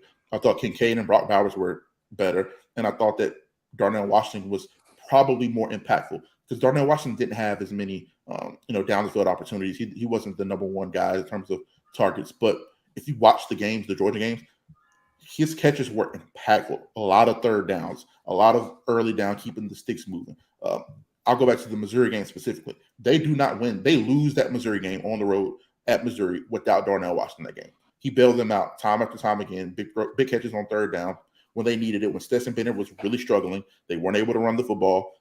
He saved that game for them specifically. So when we talk about Darnell Washington and impact, I want people to go back and watch that game. But when you couple that with his blocking ability, I think there's a case that you can make that Darnell Washington had a more impactful year than a Michael Mayer. Just because you are the only viable option on the offense doesn't mean that you're that great of a player. I don't want to misconstrue the two. He is a good player. There's no doubt about that. He could end up being a very successful tight end in the NFL, and nobody would be surprised. But when you're actually evaluating these people and breaking them down, I think that's more than fair to be a little bit weary of a guy like Michael Mayer, especially when you see the athleticism and kind of the freakish ability of some of these other tight ends. Yep. And it's a draft, again, like we talked about, like these guys, almost every player who was there tested well, and tight end was no exception. Like you had a bunch of guys who we weren't even talking about on this pod. Like we listed all these tight ends that were these guys are pretty good wide tight ends, Big Ten, they play good competition, they look solid. Those guys tested well. And then you have guys like Zach Kuntz from Old Dominion who just blew up the combine, and I haven't even watched that guy. I don't know, but he's another 100th percentile tight end tester who just that's what the position is. If you want to make an impact at the tight end position, you can't just be a good player. You have to do something better than every other tight end in the league, whether that is George Kittle's ability to slip from a chip block to getting open, or Travis Kelce's ability to separate with kind of that savviness that I think people are trying to compare with Mayer. But I think Kelce has the added ability to kind of anticipate after catching the ball and turning upfield that other guys don't have. With Andrews, I think he has elite ability to kind of catch and stride with his length, and it's just. And look where those guys went in the draft as well. Those weren't guys that were going top 40, top 50. Travis Kelce, nobody thought he was going to be what he was coming out of Cincinnati. Even to Mark Andrews, he was productive at Oklahoma, but where did he go? Third round, I believe. Fourth round, I believe. Might have even been later. I don't want to, misquote him there, but those aren't guys that you saw go very high in the draft. So when people were talking about Michael Mayer as a top 20 lock, top 25 lock, I just kind of have my concerns there. Like I said, no doubt, if he goes in the NFL and has a long, successful career, none of us will be surprised. But it's kind of just weird to see him just locked into that spot and people just accept that. Yeah, and I think I think people don't want to get off their picks for sure. Definitely. 100%. Definitely for sure, and for sure. I think about the Eagles with Dallas. To me, Dallas Goedert was a great. Obviously, Zach Ertz was the guy before him, and I think they're similar players. Is probably the best. He's a normal wide tight end who just does normal tight end things, and he's a good athlete, but he doesn't do anything exceptionally. He's just good at everything. Is similar to kind of TJ Hawkinson. The difference being that Goddard's in a system that very much allows him to thrive consistently, whereas Hawkinson I think you saw him really play better in Minnesota because they have more of the pieces that kind of build around that type of player than Detroit does. Even though Detroit has a good offense, I just think they're less of the offense that really tries to take advantage of their tight ends getting open. As weird as it is because they are a power rushing offense, but it's just that the fit for these players like really matters. Like people are mocking Green Bay tight ends, and that's fair. Like I think Green Bay like probably will make any of these tight ends look very good, especially if Rodgers is still there. But like I don't know that Jacksonville at 24 is immediately a great fit for any of these Y guys specifically. And another, I mean, it sounds like you're describing a guy named Sam Laporta. So I think Sam Laporta, who will probably be there in the 4th round, maybe. Ran 4.59, has a lot of inline ability. We know coming out of Iowa, tight end, you can get a guy like that. So while people are just hell bent on the Mayer thing, you could get you a Sam Laporta in the 4th round and probably be very, very, very happy and satisfied with a guy like that. So even a Tucker Kraft out of South Dakota State, which he didn't do any testing, I don't believe, but I'm sure he'll do stuff at Pro Day and he'll start to turn heads. So there's a lot of guys here. I know people weren't high on the tight end class earlier before they started to kind of delve into the tape and see some of these guys' athletic ability. But after Combine, Pro Day, Senior Bowl, I think a lot of guys have made a lot of headway in closing the gap. Yeah, man. Speaking of Pro Day, Bryce Young didn't test it at the Combine, obviously, but I think we all think that he'll be one of the first quarterbacks off the board no matter what. Does anybody need a really, really good Pro Day to help them secure their spot up high or raise their stock even more? I think Young's will be pretty heavily scrutinized only because I think it's just like a box he has to check. I don't think there'll be any problems with that, but I think it'll be like his Combine effectively will like be looking at what he does at this Pro Day. But more specifically, I mean, Pro Days are tough, I think, because a lot of them, I think, really quarterback is the position we focus on in the media. We don't always see a whole lot of stuff from the Pro Days. It's hard, I think. Kyron probably has a better idea in terms of like the testing for the trenches guys. I'm not an expert on that stuff at all, but so you could probably speak to that a little bit more. But I think the receivers we needed to see play well or test well did already. It's going to be kind of a lot of lower level guys that I think are trying to fight their way for like a top 100 selection that are looking to do well. Maybe Tucker Kraft is like one of those players, although I don't know how well broadcasted South Dakota State's really going to make their Pro Day. By the way, he tested decently. His broad jump was really good, but he ran like a 4.7, like nothing like fan. And by the way, like 4.7 is like a decent time for tight ends. It's just that a lot of these guys, especially at however big he was. I know he was 250 something. So moving for a guy his size. Absolutely. But I think some of these guys that tested really well, like again, like I think corner is going to be an interesting one when we talk about a guy like DJ Turner, like, and we get to the Pro Days, like when he's in workouts, does it look good again? Does he maybe run a 40 again? And you would almost like hope it looks even faster just because of how these teams like test their players and probably cheat the times a little bit. And 100%. So it'll be interesting to see like when those times roll in and some of the things that like you're just checking for if they trend upwards like they usually do with some of these players. Yeah, there's 3 guys specifically for me that I think need really, really good Pro Days. Will Levis needs to show off. He needs a Zach Wilson, Trey Lance type of Pro Day where he just flashes all the tools and all the ability that people thought they were going to see at a Combine. I think he kind of fell by the wayside a little bit at the Combine. I think he needs a hell of a day at a Pro Day to kind of solidify his spot, maybe even make teams reach and jump for him over some of these other guys. I think he needs a crazy Pro Day. Quentin Johnston, I think he needs a hell of a Pro Day coming off of that Combine performance because I think people left Indianapolis very disappointed. People thought he was going to be 6'4". People thought he was going to run that 40. Didn't run the 40. People thought he would look better doing drills. I think that he needs a big day because he's starting to fall a little bit. I've seen a lot of people kind of turn their heads about him a little bit, and I think he can quell a lot of concerns at Pro Day. Go out there and look very sharp. Go out there and run fast if he's going to run the 40 at all, which he doesn't have to because he's probably going to be a top 35, 40 pick regardless of what happens.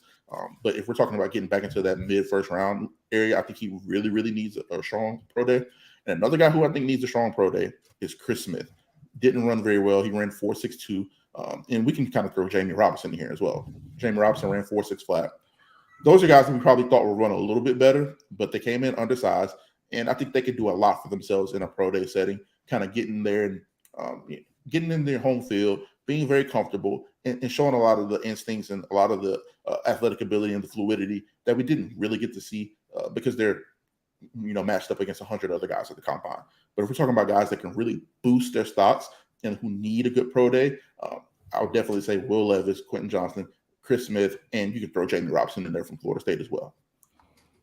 Very nice, very nice. I wanted to just mention really quick, there's kind of breaking news as of like 20 minutes ago that Andrew Voorhees did cleanly tear his ACL, which sucks. That was a guy that I was pretty certain for as like a day two, like solid, even like plug and play guard. It wasn't going to be amazing for maybe year one, but just a guy who really is a veteran at this point in college and just shown some like 2 years of good tape. This morning, by the way, had 38 reps on the bench, like the most bench reps with one leg. I'm good friends with a guy one named leg, Eric Crum.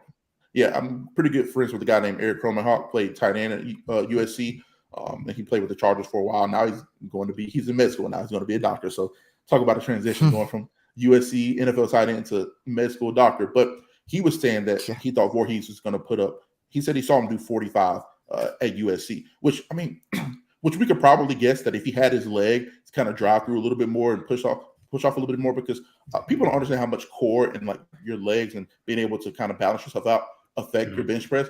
If he was able to actually use his leg, we could probably assume he would have done something close to 40, 45 reps. So very impressive in that end, but backbreaker for him because he's older. He's 24 years old. Him and Brett Needland, who had an All-American All-American season this past year at center for USC, and he popped his Achilles in the Utah game in the Pac-12 championship. Backbreakers for those guys because they're up there in age. They benefited from the COVID year, being able to stay around and play in Lincoln Riley's offense, and they both had All-American years and really, really flourished. And I was really excited about both of those guys. So it really sucks to see them go out like this because you're already a little bit older. You already don't have the greatest measurables, and you don't always have the greatest athletic ability that would kind of like ease some of those concerns. So to see those guys go down really, really upset me. But hopefully everything goes back for them and they get healthy and they get another shot. But yeah, those were pretty backbreaking for those guys. Yeah, for sure. What was the other thing I just saw that I wanted to talk about? I don't know. Go ahead, Noah. My mind. Yeah, we can close out the combine talk with either your favorite moment, or we can talk about what Kyron wanted to talk about too, about how actually important the combine is and what kind of importance it actually has. So Kyron, you can go first on either favorite moment or how you feel about it, or both.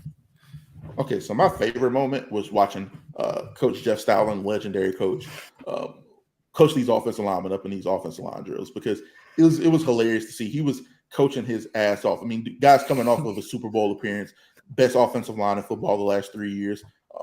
And a guy like that, you probably wouldn't think you'll see him out there at the combine going through drills with all these guys, but to see him still love the game this much, I don't know how old he is, 60-something. He's in his 60s, right? To love the game this much, to still be out there, coming off a Super Bowl appearance, coming off making the best offensive lineman in the NFL over the last 5 to 7 years. He's taking guys like, listen, Jordan Mailata barely played football before he got to the Eagles. Now look at him. He's one of the premier left tackles in the NFL. I mean, Landon Dickerson was a guy that was semi-touted, but he went second round. He wasn't some like Sherlock of a thing. Makes Pro Bowl his rookie season. Like, he's done a lot with these guys. So to see him out there grinding and coaching these guys up, and he's coaching the centers like tackles, like they're doing the kick drill where they come out and kick and punch, and then they slide back 3 kicks, and everybody's trying their butt off. They're trying their damnedest to impress him, and he's like, oh, there's only 1 kick. There's only 2 kicks. Like, get that dude. Like, he's just so into it, and he's so locked in. It's really cool to see him still have that much fire under him. So that was my favorite moment from the combine. My favorite moment from the combine was watching that video at the University of Georgia of everyone reacting to Nolan Smith's 40 time, just because. That's awesome. We didn't even talk about Nolan Smith. Yeah, we didn't even talk about Nolan Smith. Man, so many good performances this week. And yeah, he's going to be a completely different build in terms of edge player. And, the only real comp for like what he did athletically this week was Amari Barno, who last year was also kind of in the high 230s and was just an absolute freak as an edge player. And there are people, because he wasn't really a well-developed edge player at all on tape. It hadn't really worked yet. He had strength issues, like people calling for him to maybe convert to tight end just because of that. And Smith, like, I kind of joked about it on Twitter a little bit, was like, I wonder if he's returning kickoffs or something like that, because he just kind of has this build where you like could use him for like a bunch of different things, like hypothetically. It's funny you mentioned like comps for him, because 2 people that I talked to said Hassan Reddick, and I was like, I don't necessarily see Hassan Reddick, but 2 other names that popped up were Brian Burns and Yannick Ngakoue. So I think those are pretty fair and good comps because of their weight and where they were coming out and where they are now. Those 3 guys, Hassan Reddick, Yannick, and I forgot who I just said, the other guy, but those 3 guys are pretty fair comps. Brian Burns. Those 2 guys are pretty fair comps for a guy like Nolan Smith, where I think he could kind of mold into a similar role as those guys. I think he might be I mean, obviously he's a speed rusher first. He might be stronger than a lot of these guys. Yeah, Like, he might have like he sees the edge very well. Like I don't know, man. We might be too low on this guy just because of the size thing. He's going to be edge 3 for me. And I said also on Twitter, like, if Washington wants to mess around and take this guy at 16 and just have him as a third edge rusher this year, like, I'm not going to be upset. Like, nope. I think he quietly, if you're just going to talk about like a guy that really boosted his draft stock, like at the top of the draft, he might be the guy who goes close to top 10 now. That was maybe more of a later first round guy coming in and just. I don't know. That was a freaky combine from him, and he was a leader there at Georgia too, and just seeing them react to his 40 time to me was a really fun moment. So that was cool. For sure. Yep. That's awesome. One of my favorite moments kind of goes with the too much hype as well is someone sent a picture of Bryce Young standing behind the podium with his shoes on that looked like they gave him like another like 4 or 5 inches of padding. Just that is like the epitome of like Twitter journalism at the moment. And I just that really got to me. Do they give these guys different shoes though? Like really? Like I feel like they're handing out the same shoes to everyone. I don't know. They probably hand out the same shoes. Man. Come on, like that was funny, though. Another sneaky favorite moment was Devin Achane out of Texas A&M running as fast as we all thought he was going to run. Probably did a lot for himself. Running 4.32 officially and doing it both back-to-back times. He ran 4.34, 4.32. I think he did a lot for himself. And that was one of my favorite moments because it's one of those things that you don't always see the result at a combine setting that you see on tape. And it was really cool to see him actually be able to display that athletic ability because I think he went vastly underused at Texas A&M. He went under the radar. And I think he's going to be a very, very solid pro no matter where he ends up. So that was another favorite moment for me. All right. Do we want to move on to the less exciting but still exciting NFC West? NFC West preview. Yeah, what team do you guys want to start with? Oh, sorry. Before we go there, the importance of the combine, because I wanted to get you guys. Oh yeah, for sure. How important is it actually? Because I want to let you guys go first here. How important is the combine actually to you? Because I see people use these RES scores, which is cool. I mean, it's all fun and games, right? Like it's just metrics that you can use to compare to everybody else and guys in the past, but I want to hear you guys' opinion about it because it varies from everybody, even pro personnel that I talk to. There's guys like Dan Campbell that couldn't care less about the combine. They just want to see if you're a professional, handle your business, come in shape, come in on weight, that type of setting. And there's other guys, more the analytic heavy guys, that use these combine metrics to a T. Like if you don't meet this minimum requirement, you're off the board. They don't deal with players. They don't evaluate players off their tape. They can have great tape. So let's use a guy like Chris Smith, for example, who has fantastic tape, played on the best defense in college football, ran 4.62. He's off half the team's board, off the rip already. So how important is the combine to you guys individually? Well, I think it's really funny that you because it's like the strictest analytics people and like almost also like the strictest football people who do that because it's like there's kind of like a Belichickian thing too, where like, oh, he's sub 6 feet. We're not drafting him if he's a wide receiver. Like that's Chris Ballard. Chris Ballard drafts 6 foot tall, 200-pound wide receivers, and that's it. Nobody else. The quarterback as well, which is why I think that Levis or Richardson is going to end up there because they don't take small quarterbacks. A lot of these teams don't. Like if you're 5'10", 200, boom, we're not dealing with you. I don't care if you were Kyler Murray, the best player in college football, or you're Bryce Young, best player in college football. It doesn't matter. Yeah, I've and we're all on the same boat with this. Like, I think the threshold thing's dumb. Like, you have to treat these players case by case. For me, I think the combine as, except for like on the fringes where we see like Richardson, Darnell Washington, Nolan Smith, and we see like maybe some guys who don't test as well, who I can't think of one off the top of my head, who really had like a terrible combine that like disappointed me so badly that I would thank them this year. But I think of it more of a historical perspective. Like, I just want to see where like these positions are moving in terms of like what they're good at, what we're looking at year to year. And I think, I try to compare guys historically in terms of athleticism. If you're like, hypothetically, like this year's combine should be what happens every year. Like everyone should be getting more athletic as we go on, because that's kind of how the sport, that's how things develop. We always have these arguments about how, what if the 80s Bulls played against like the 2000s Lakers? And it's, I don't want to get into all that, but like the game evolves, right? Like the newer version of the game should be better than whatever it was 20 years ago, just because we're learning more, we're getting better and better. And that's 100%. Kind of where quite frankly, like the combine is less of a draft experiment for me than it is just like a football experiment where we're like trying to have an idea of what direction everything's moving in. 100%. I agree. And another point that I made to some guys, they're like, it feels faster this year. The guys feels better this year. And I'm like, well, you got to think about it.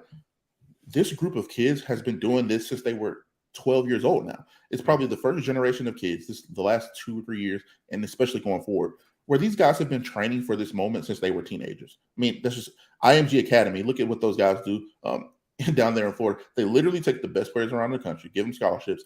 They start to develop these guys for college, and they start draft prep when they're 16, 17 years old. So they've been working for this moment their entire lives. It used to be different. When I was coming up, I came out of high school in 2012.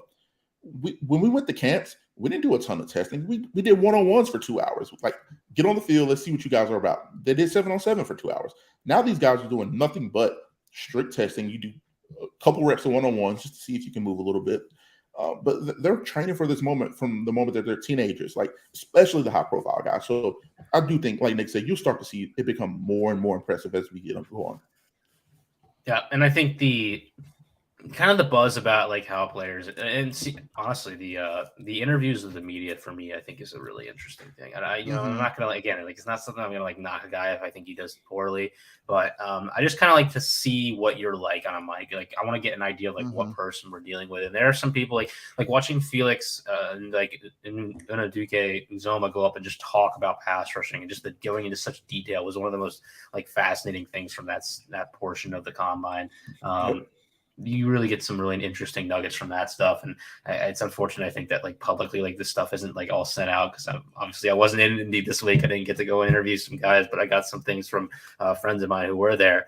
And just like, this is the biggest media accessibility event in terms of just, they will talk for 30 minutes straight. And that stuff's interesting to me because this is really the first time a lot of them are having that kind of high pressure press conference type thing. I know in college, like there are press conferences, but I think it's a little different just because at this point, like they start actually answering questions about the professional direction. And that's although you have a lot of pressure to win in college as well, it's more kind of I think a lot of these players focus, although it is winning like a national championship, they still understand like really their focus is getting to the NFL at that point. So now it's literally like, okay, chips on the table, like tell us who you are, and I think that's fun to watch. Yeah, man. Just wrapping up the overall point here about the importance of the combine. I think you hit the nail on the head there. And the thing that I wanted to just say is like, while these numbers are really cool, and it's good to see some of these guys match the tape or see some guys who probably didn't match the tape, and you kind of go back and like, are we really evaluating this guy properly? Did we really have him pegged properly? I think people need to do their jobs. These scouts, these GMs, these coaches get paid a lot of money to actually evaluate and break down film and see how these guys will be proper fits for your team. I think combine over the course of time has become too high of a barometer when we're measuring these kids. Like if he runs 4.3, he's going to be a good football player. Like let's use John Ross for an example. I don't remember everybody that came out of his draft class, but the fact that he ran 4.2, what did he run 4.22 or something crazy like that was the reason that he went first round. Not because he was a great football player, Washington, or not because people thought that he was just going to be one of the best players in the NFL. On the other hand, you look at a guy like Fred Warner coming out of BYU. He ran a 4.64 at the combine.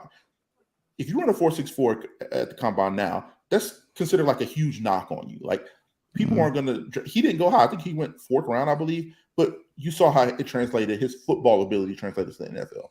Ed Reed, when he was coming out, we'll go back, ran 4.57. And play. Like there's so many examples that we can use of guys that aren't great testers that were great football players in college and transitioned to the NFL and became great players in NFL. I never want the combine to get to a spot where it's just they plug and play. Like you said, it's either the heavy football guys or the heavy analytic guys. These shouldn't be used as the measuring stick for evaluations. And I hope that it never gets to a point, because it has for some people. And I hope it never kind of washes out the real evaluation of players. And that's my only concern with it. So I think it's important because there's a reason why it's held. There's a reason why it's the biggest pre-draft experience and the biggest pre-draft measuring stick. However, I just want people to, especially people that are making these decisions, and even the way we talk about it, to really evaluate these players. Don't just go off of these RES scores and don't just go off of these 40 times. go evaluate who you're talking about. Go evaluate who you're probably about to draft, and really see how they'll be scheme fits. And even if you don't like a player, let's use a Chris Smith for. I keep going back to him because I think he's going to be a good NFL player. In the right scheme and the right system, I think he's going to be fine, no matter what he weighs in at, no matter how tall he is, no matter what his 40 is. So if you believe in your ability to develop people, if you believe in a prospect, do that. Be like, hey, this guy in the past was a really good scheme fit, similar build, similar testing ability, but he was really, really good in the NFL, and this is how he's going to be good. So I just hope it never gets to the point where it becomes a plug and play. It becomes a rule book instead of a guidebook. Yeah, for sure. And it's important to like make that distinction. That it's just this is something that you have to prep for. It's a process, like learning how to do these drills. They're not the same skill as football. Like, obviously, like I didn't play football as high a level as Kyron did. In fact, I didn't even come close. I was a rugby guy, and I did have to train for some testing, but it was never like laser timed or anything crazy like that. And I had a really hard time getting my 40 time right because although like speed was my thing as a player, like it may have occurred to me at some point that maybe my burst was better than my long speed, and trying to kind of go through the mental game of like figuring out what I need to do better to shave like literally tenths of a second off of 40 times, the most ridiculous thing. Right. Was a process, and it was a struggle. And I really never got it down to what I thought really represented my speed. It was just, not something that really mattered, but it's just, I think,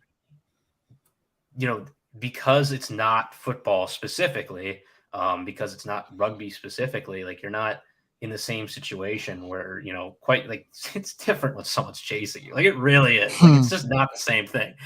You run faster when someone is following you, or you're trying to chase someone else down. I think the mindset of that you're trying to like, as an athlete, like recreate that when you're running is so difficult that it just doesn't always, the numbers are not going to be the same. Right. I'm glad the combine's in Indianapolis a lot, and I hope it continues to return there. And I think it's a great event for the fans, especially people from Indianapolis and the area. It's great to see the players live that you don't get to see. But yeah, the importance on while this guy didn't measure right here, then I'm not gonna even think about him is ridiculous. And I agree with Kyron and you, Nick, that we got to look at the player as a whole rather than just his combine grades. Mm-hmm. If you guys don't have anything else to say, do we want to move on? Yeah. All right. Who do we want to go? Let's just go down the line. Let's go with the Rams first. All right, Rams first. So Max wrote the notes for us today. So I'm gonna kind of go off what he's written a little bit. I would say with them specifically, I think D-line is also going to be a need, even though Aaron Donald's still there, Leonard Floyd's returning. I do think that they need to continue to. Actually, they just released Leonard Floyd. So really, yep. So they made a lot of moves this morning. Leonard Floyd is gone. They're looking to. They also put out this morning that they will pay a portion of Allen Robinson's salary to get him off. So they're trying to get him off. And they made another announcement this morning. So 3 guys that they're trying to move on from. So they're definitely making moves here to kind of retool this roster. Yeah, and obviously they're still below the cap. They need to add some space. They actually have a decent number of picks for a team that doesn't have a first-round pick in general.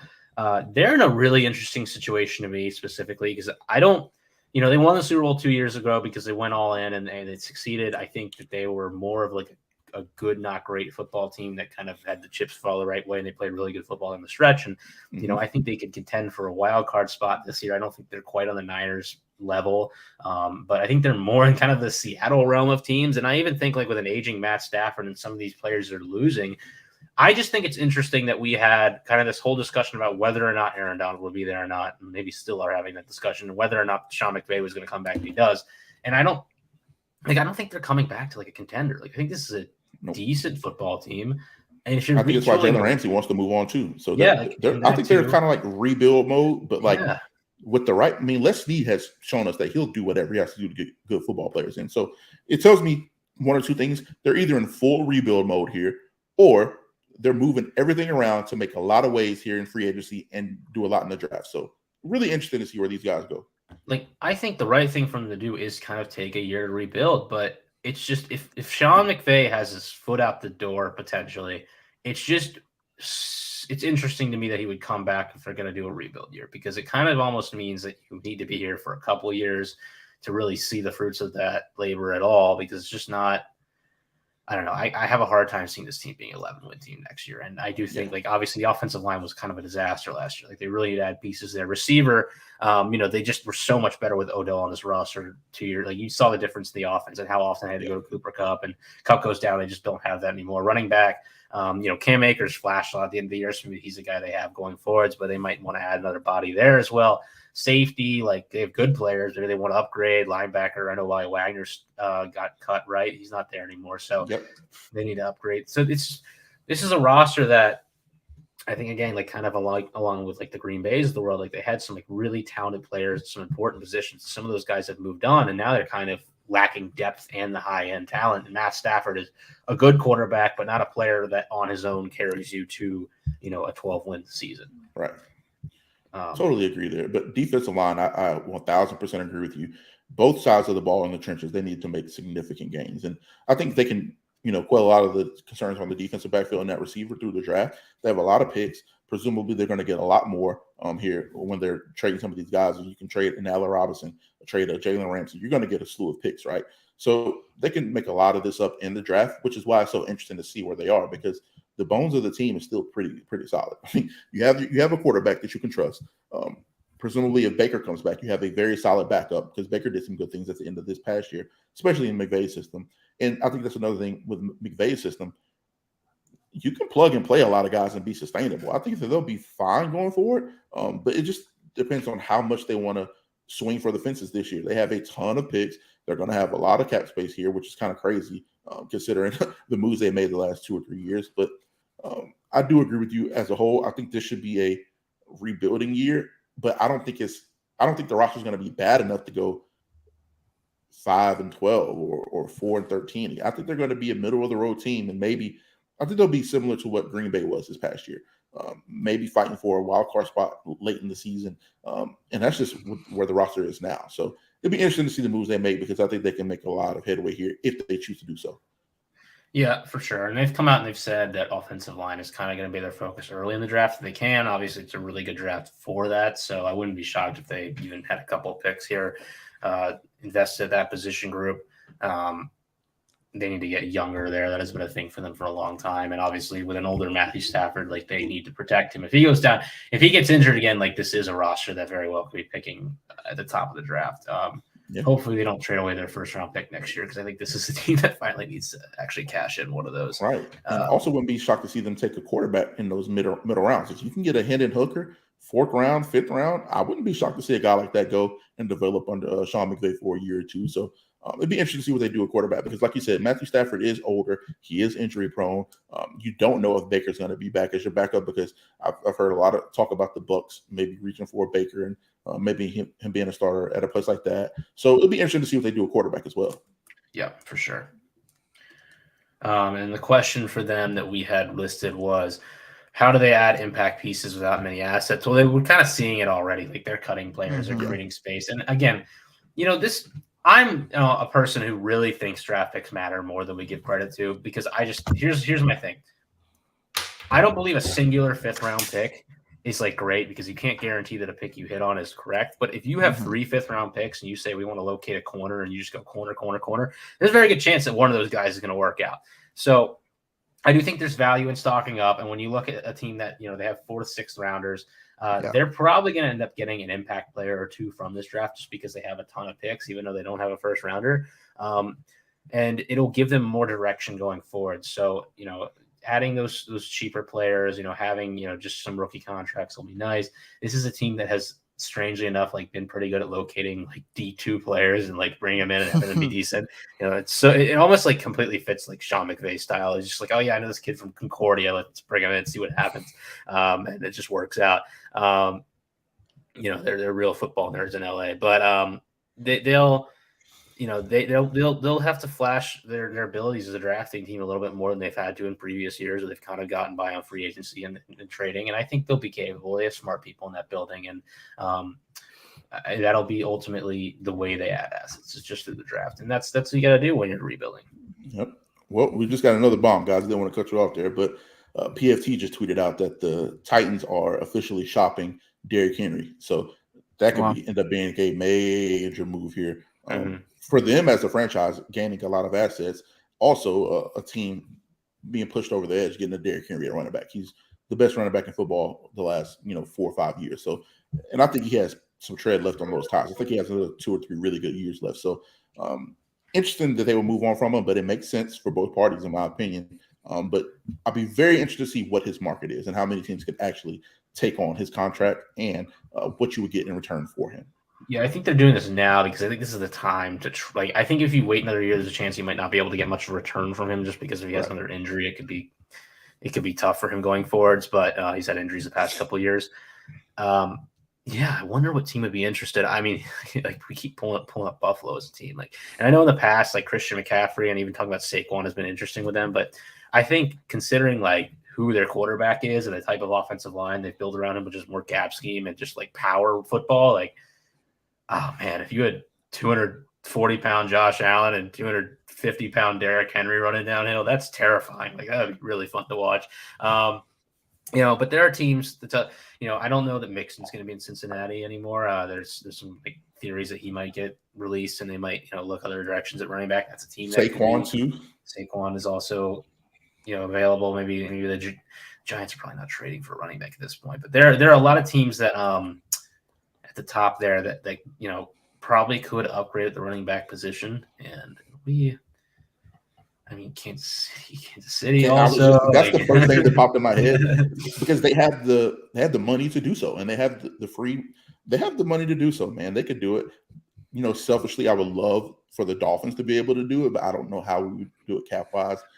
But the Chiefs low key make a ton of sense, and that would just be unfair. Come on, man. I think with an older running back and just how that position can be derailed by injuries so quickly, I do think a team like Miami, I kind of want to get to warm weather. I just at that point in your career, just let's try to not be hurting as much week to week because you're going to be hurting every week, and it just that little bit more could help a little bit just if you're playing in a place like Miami or I don't think the Chargers are trying to add a running back, but.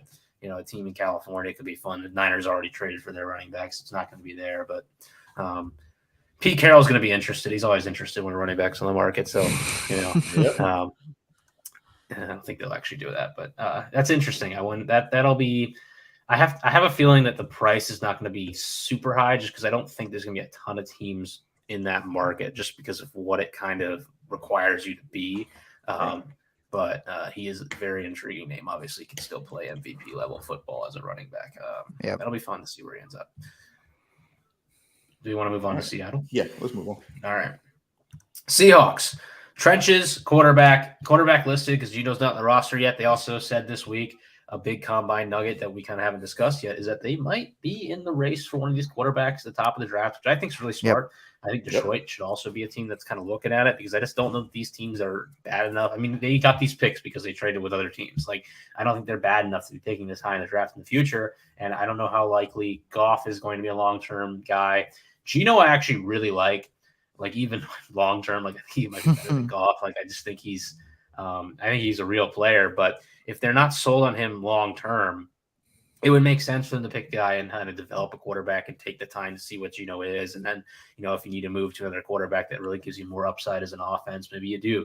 But there's certainly a team that is in the run with that pick that high in the draft is going to be considering that position. You always are when you have a top 5 pick in general, even when you have, an older Aaron Rodgers on your roster. I mean, teams consider quarterback as a replacement position at some point. But they've made it clear that D-line is going to be a position they focus on. I wouldn't be shocked if D-line, they go literally with their true first-round picks, D-line. They have 2 seconds because they got that from Denver as well. So they're buttload of draft picks, tons of cap space, team that made the playoffs last year. They're in a really good spot. And I think if you wanted to, surround a quarterback here with pieces to develop, they're in a spot to not just succeed this year, but really set themselves up to have a decade of really good football, which is interesting because I think going into last year, they trade Russell Wilson and people are like, oh, the Seahawks organization's in a really bad spot. I was personally a big fan of trading Russell Wilson away. I thought it got a little bit stale. They needed resources and they kind of reset their roster, found a way to win with a different identity. And not only that, but they find themselves with some positive growth as a team and resources to add to it. So they're in a really fun spot. I think they're a team that I think people are going to kind of take for granted this offseason because of kind of what their ceiling was last year. Like no one ever thought they were like a Super Bowl team, but they were a solid football team, and it kind of made the playoffs because they got help from the Lions, and I think that hurts them as well, just from perspective. From the perspective of like they didn't really win to get in, but they played better in that playoff game than I think people would give them credit for. I mean, they were beating the Niners at halftime. Yep. They've had a good culture there. Pete Carroll's a very solid head coach. Team players are clearly bought in. They have a lot of young talent from last year's draft. It's not a bad time to be a Seahawks fan. I'll say that. And the cap space, I mean, they probably could look at slot receivers in the draft. They could probably look at, more corner depth. I would honestly think safety, maybe adding a third guy there just because they're a little older. That position would be interesting, but it's nice to have a roster that you can have clearly spots you can upgrade, but also feel good about some of your stronger players as well. Yeah, I was talking to Michael Duggar-Shawn that works for the Athletic, covers the Seahawks, and he really likes the idea of Brian Branch, which I think, you really think about it, Quandre Diggs, Brian Branch, and then you add a guy like Jamal Adams coming back off of injury, you can play him essentially as a linebacker almost. I think that would make a ton of sense for a Seahawks team.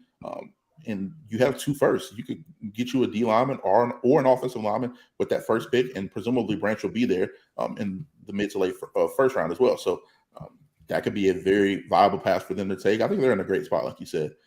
And I think the biggest thing is the quarterback situation. You can address the needs that they have in the offensive line and at the edge and some secondary depth through draft, through free agency, but there aren't a lot of quarterbacks in the NFL. There's 15 good quarterbacks, in my opinion, and there's about another 10 guys that are serviceable. And then the other, 8 to 9 teams are just looking for a guy that's decent enough to put on the field week to week. So if you have a guy that played at a Pro Bowl level this year, comeback player of the year, I think he completed almost 70% of his passes this year. You don't just let that go. I think that you have to find a way to get Geno back. You have to find a way to make it work with him, at least for the short term. That doesn't mean that you don't draft a quarterback to be his replacement and develop under him. But I think that's the biggest domino for this team, what they do at quarterback. And if they're able to, let's go with the assumption that they're going to bring Geno back and he'll be there for the next 3 years. Let's say they get a 4-year deal, 4th-year option or something like that. I think that they'll be in a very, very good spot as far as competing. They're young, most places. They have good pieces that are under contract. DK isn't going anywhere. Tyler Lockett isn't going anywhere. Kenneth Walker is on the rookie deal still. Charles Cross. They're in a really good spot in most places. This is a team that I think can actually make a step towards contention this year.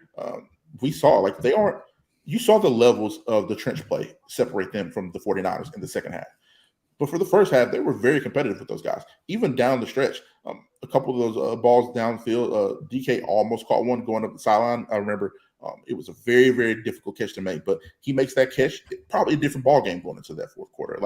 They're not far away from being one of the top tier NFC teams. So it'll be interesting to see if they make some moves here and really shore up those needs. But if they do, you can never count out old Pete Carroll. And the NFC West is very volatile year to year. So who knows with the quarterback situation for the 49ers, who knows how that works out, the health of the team, if they're going to be able to bring everybody back on both sides of the ball. It could be a situation where that team ends up being the cream of the crop in that division. Yep. I do think the 49ers will be fine, but you don't know year to year. So it'll be very interesting to see the moves they made because I think they're in a great spot here.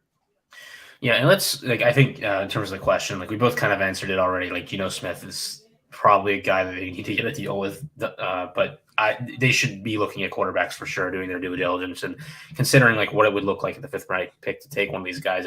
It's turned out to be a pretty darn good quarterback class, and obviously that's a position that you benefit greatly from having a guy on a rookie deal, but also having a long-term plan, a guy that's kind of like the face of your franchise and a leader in your locker room and all that, yada, yada, yada, that matters. So they're in a good spot, and I think it'll be interesting to see how they manage it. It'll be hard to mess it up at this point, honestly. They kind of just have the young talent and the pieces necessary to go acquire the quarterback they need.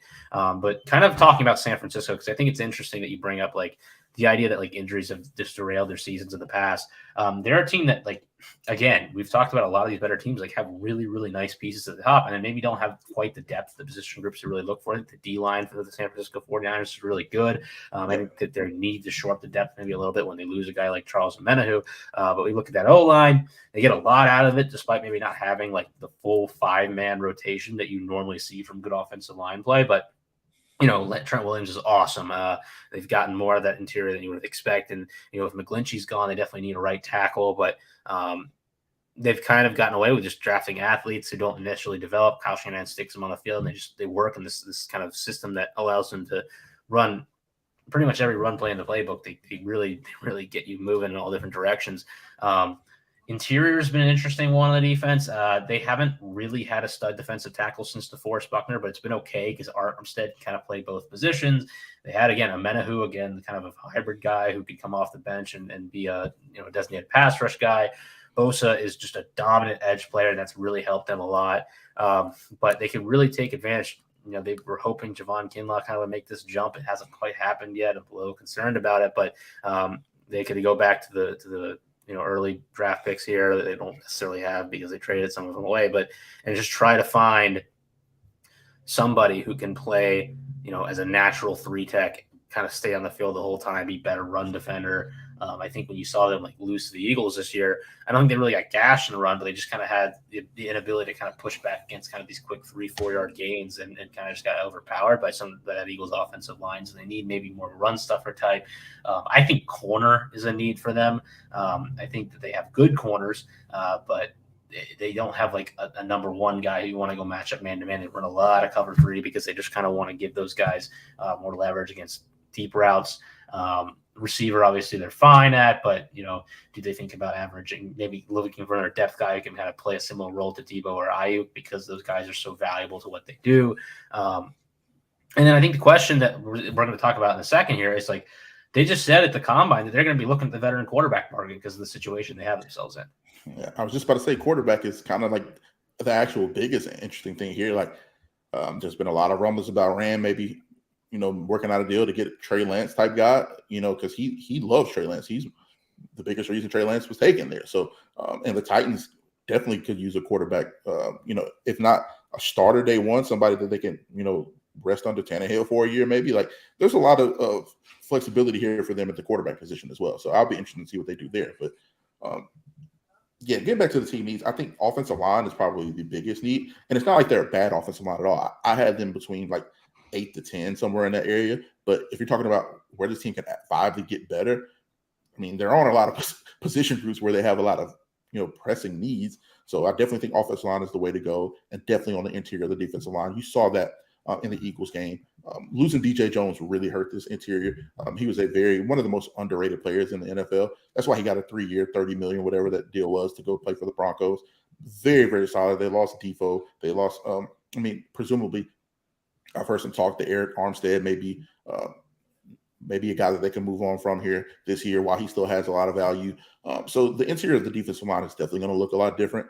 And I think that this defensive line class is very good. In third round, there's going to be some very good guys there. I don't think he should be there. I'm going to say that he won't be there, but let's say you never know what happens.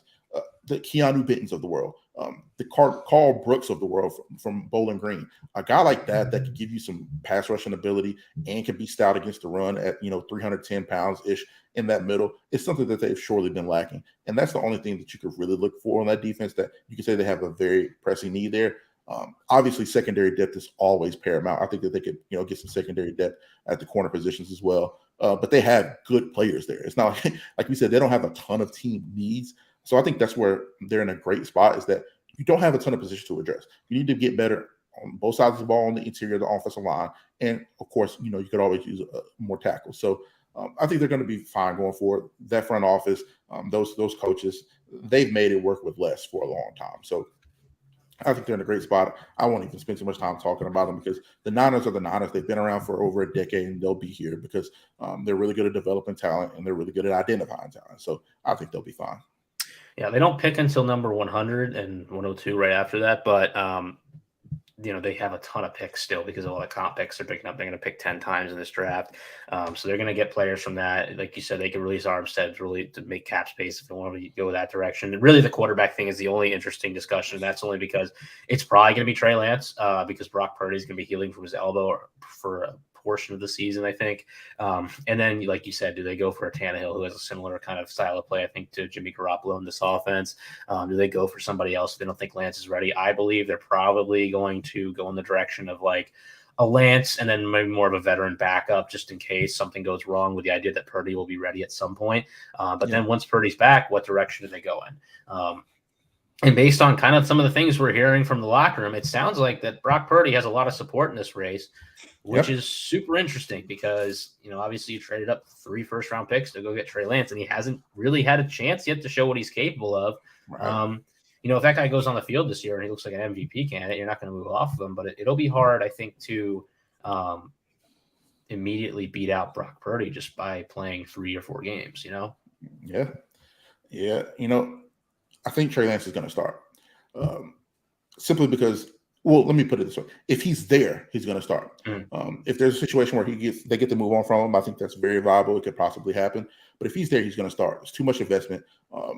Let's talk about like the nitty gritty of it here. The NFL is a business. Brock Purdy has 0 leverage. He played well. He went on a good run. Does not matter. He's a 7th round pick, 0 leverage. He's going to be there. Nobody's going to trade for him. It just is what it is. They can stash him and put him behind a backup quarterback, let him fully heal, and see what they have in Trey Lance. And the roster is good enough, so they'll be fine. They could go 3-3. Let's say he starts the first 6 games, doesn't look great, and they go 3-3. We've seen it this year. You could put Brock Purdy in there, and you know what you have, and you can move forward and act accordingly. But if he's there, I believe he's going to be the starter because this is a business first. You have to try. There's no way.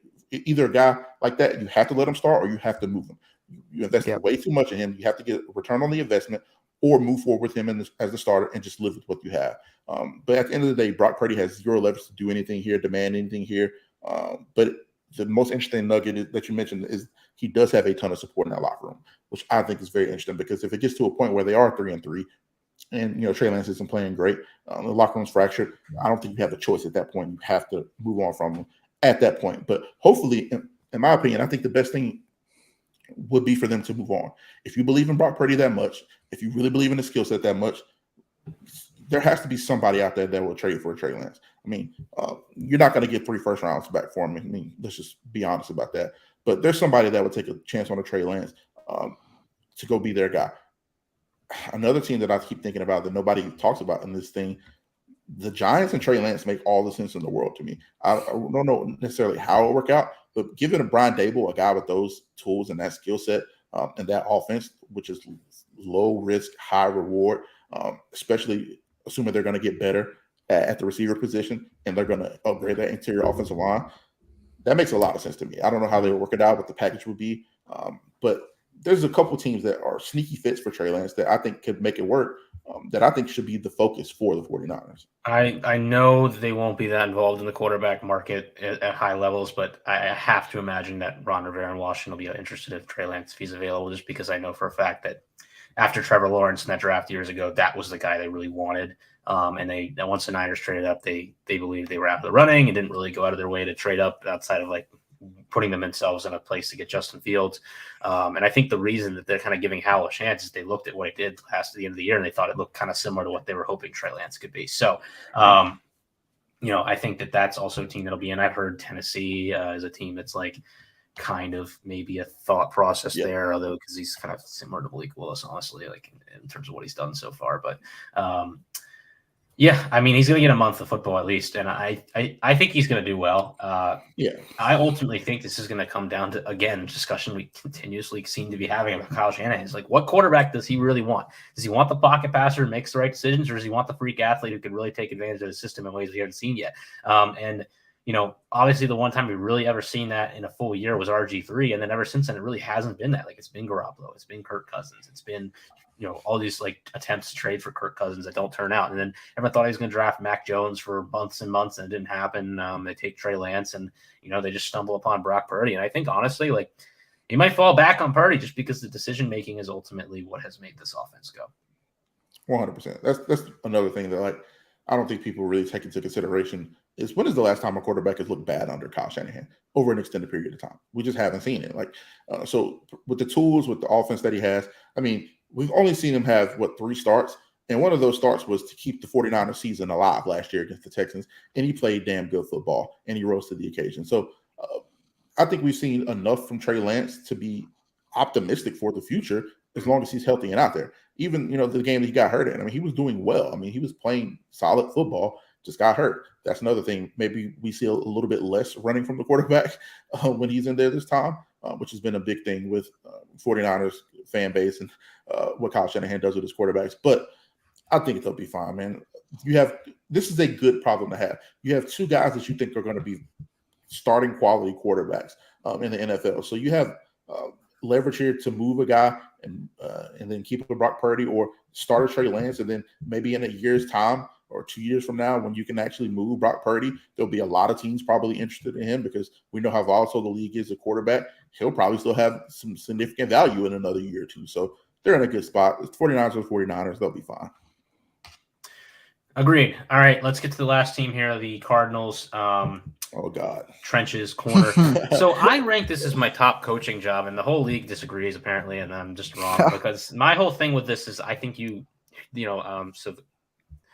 my God, I'm blanking. Who's the head coach of the Cardinals? Who did they hire? The Gannon, right? Yeah. Which was not maybe the head coach.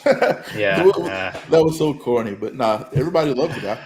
Yeah, well, I mean, maybe not my favorite head coaching hiring, but I think they waited on guys and they didn't really get who they wanted. I thought Frank Wright would have been a great fit here, and it's not the direction they go in.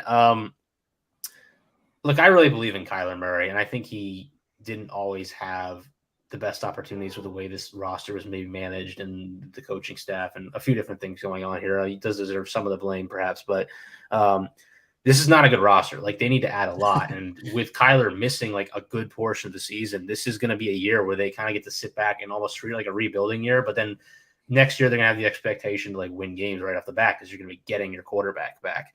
And I just think there are so many weird directions this could go in where, they might really add pieces well. And this GM, Austin Ford, I think speaks pretty eloquently about some of his like some of the strategies he's going to use and just some of the things that they might go after, what positions they value. And I think some of their draft strategy, and I think they might end up adding like some really good players and have a couple of good drafts. They haven't had drafts this good in a while. And, they might turn around next year and it might, be like a roster with a lot of pieces and Kyler comes back and they're playing well and they look good. But it could also be a situation where, even if they add some talent, Kyler's knee might not be perfect and they might not be in a situation they can win right away. And maybe they go into the offseason, they're like, maybe Kyler shouldn't be here. Maybe we need to go in a different direction and select a new quarterback. D-Hop's probably going to be gone too. And D-Hop will be gone. And, they probably, once again, receiver, like I know Marquise Brown's there. I know they traded for Robbie Anderson. They've done so much of that position group, but they really haven't shored it up yet. And it's just, it has to be extraordinarily frustrating to be a fan of this team because it feels like they've had like a good plan as to how to attack the offseason, but they end up in a situation here where ultimately the Kingsbury era ended with 11-win season where they had a stunningly horrific ending in Los Angeles against the Rams. And then just, it almost reminds me of the end of the Shanahan situation in Washington where you have an injured quarterback and the roster is actually not as good as it looks because coaching kind of made it look better at times because they had a plan and a scheme and an identity, but that in itself wasn't good enough maybe to carry them over the top. And then you had this falling out maybe internally, and now you have older players who are trying to get out because they're not going to be good. And, they have cap space. They do have their draft picks. I don't think this is a team that's going to win a lot of games this year because I think they're going to, if they're smart, I think they should keep Kyler off the field until like the last month and just make sure he's ready to go. And then, year 2, Gannon's going to have to win games, and that's tough for any coach. Well, just got some more news here. Titans have released Bud Dupree, defensive end, which, I mean, he's been a solid player, productive player when he's been on the field, but seems like they're freeing up space to make some moves here. Mm-hmm. Also, Schefter just basically announced that that the Saints are essentially going to release Jameis Winston at quarterback because of the cap hit. So, very good veteran quarterback. If you're talking about a transition year, Cardinals could be a viable spot for a guy like Jameis where they want to maybe sit Kyler for maybe the entire year, maybe half a year, maybe 3/4 of the year. We don't know. So Bud Dupree being released and Jameis Winston, essentially, they're saying that he's going to be released. So Very interesting here because I think Bud Dupree can help a lot of contending teams, teams that need a third down guy, teams that need a early down. I mean, whatever you need him to do, he's been able to do it. So very interesting to see these moves being made in after the combine, and everybody has their kind of idea of what they want to do going forward now. So, but getting back to the Cardinals, I think you're right. I mean, they have needs pretty much everywhere, and I think it's only going to get worse. I think they're going to move on from a lot of these higher contract guys and try to get them elsewhere while they have value. I don't think DeAndre Hopkins will be there. I think D-Hop's move gets done pretty soon here. Kyler may not be ready to play until halfway through the season anyway. J.J. Watt retired, and he was your best edge rusher. I mean, I know they've invested some guys in the edge, and they've done pretty decently here, but you need some upgrades a little bit of everywhere, especially on the offensive line. You have to get better offensive line. Presumably, James Conner doesn't have – I mean, I thought he had a very productive year, but, I mean, come on, running back year to year, we don't know, and he's getting older. He's getting up there. You have to look at the running back position as well. Tough sledding for this team. Luckily for them, they have cap space. They have some pretty high picks this draft. You have to presume they're going to get more from a guy like DeAndre Hopkins, more cash values, maybe a second rounder for a guy like DeAndre Hopkins. Maybe you can move some other guys somewhere else. Nobody wants to talk about it, but maybe a guy like Budda Baker has a ton of value for another team. If you're going full rebuild mode here, who wouldn't want to have a guy like Budda Baker being added to their roster? And I'm sure that I don't know if you'll get – I mean, maybe you can get a first for a guy. I don't know. That probably be a little steep for a guy like that. But, I mean, look what Jamal Adams got from when I mean, I know that's in hindsight, people look at that as kind of a bad deal, but Seahawks are in a pretty damn good spot right here. and the Jets are still kind of, middle of the pack. So I think if they're going full rebuild here, you're really serious about rebuilding the roster, a guy like that has to be on the table. So it'll be interesting to see what they do, how they move here. But one thing's for sure, I think when you make an investment like this in a head coach, you're giving him 3-4 years to figure it out. So especially with a quarterback this injured like Kyler is, you're giving them 3-4 years to figure it out. So I think this is a long-term project, and they should act accordingly. So our question was, what does Kyler's timeline to play look like? And we both kind of given our projection. It's probably going to be somewhere between halfway through the season to the last month of the season. What's your feel on this, on the Kyler situation? Like, just what are you thinking with that? Because we haven't really talked about him a whole lot in the show. Like, I think he's firmly in kind of that Dak Prescott, Matthew Stafford tier of quarterbacks. I think he's a good player. I think he has never quite fully maximized what he could be in the NFL. He's just been good, and I've always felt like there's more to his game. And I think it's still kind of too hard to tell to this point whether that's just who he is or if it was maybe the situation, or we're going to know because they're going to have a new system here, hopefully more similar to what the Eagles are running, which I think will help him a lot. But we're not going to really get an answer to that immediately, especially if the knee is still healing. Like, he might be playing and not have the speed back yet. It takes a while to get that to fully work, especially with an ACL surgery. It's just it's a really complex scenario for the Cardinals. Yeah, I mean, I think Kyler Murray's, it might be a little sacrilegious to say, but I think he's a little bit better than those guys that you talked about. Like, if we're looking at what he offers on the ground as well, I'll just read off his career statistics right here. He's essentially played 3.5 seasons.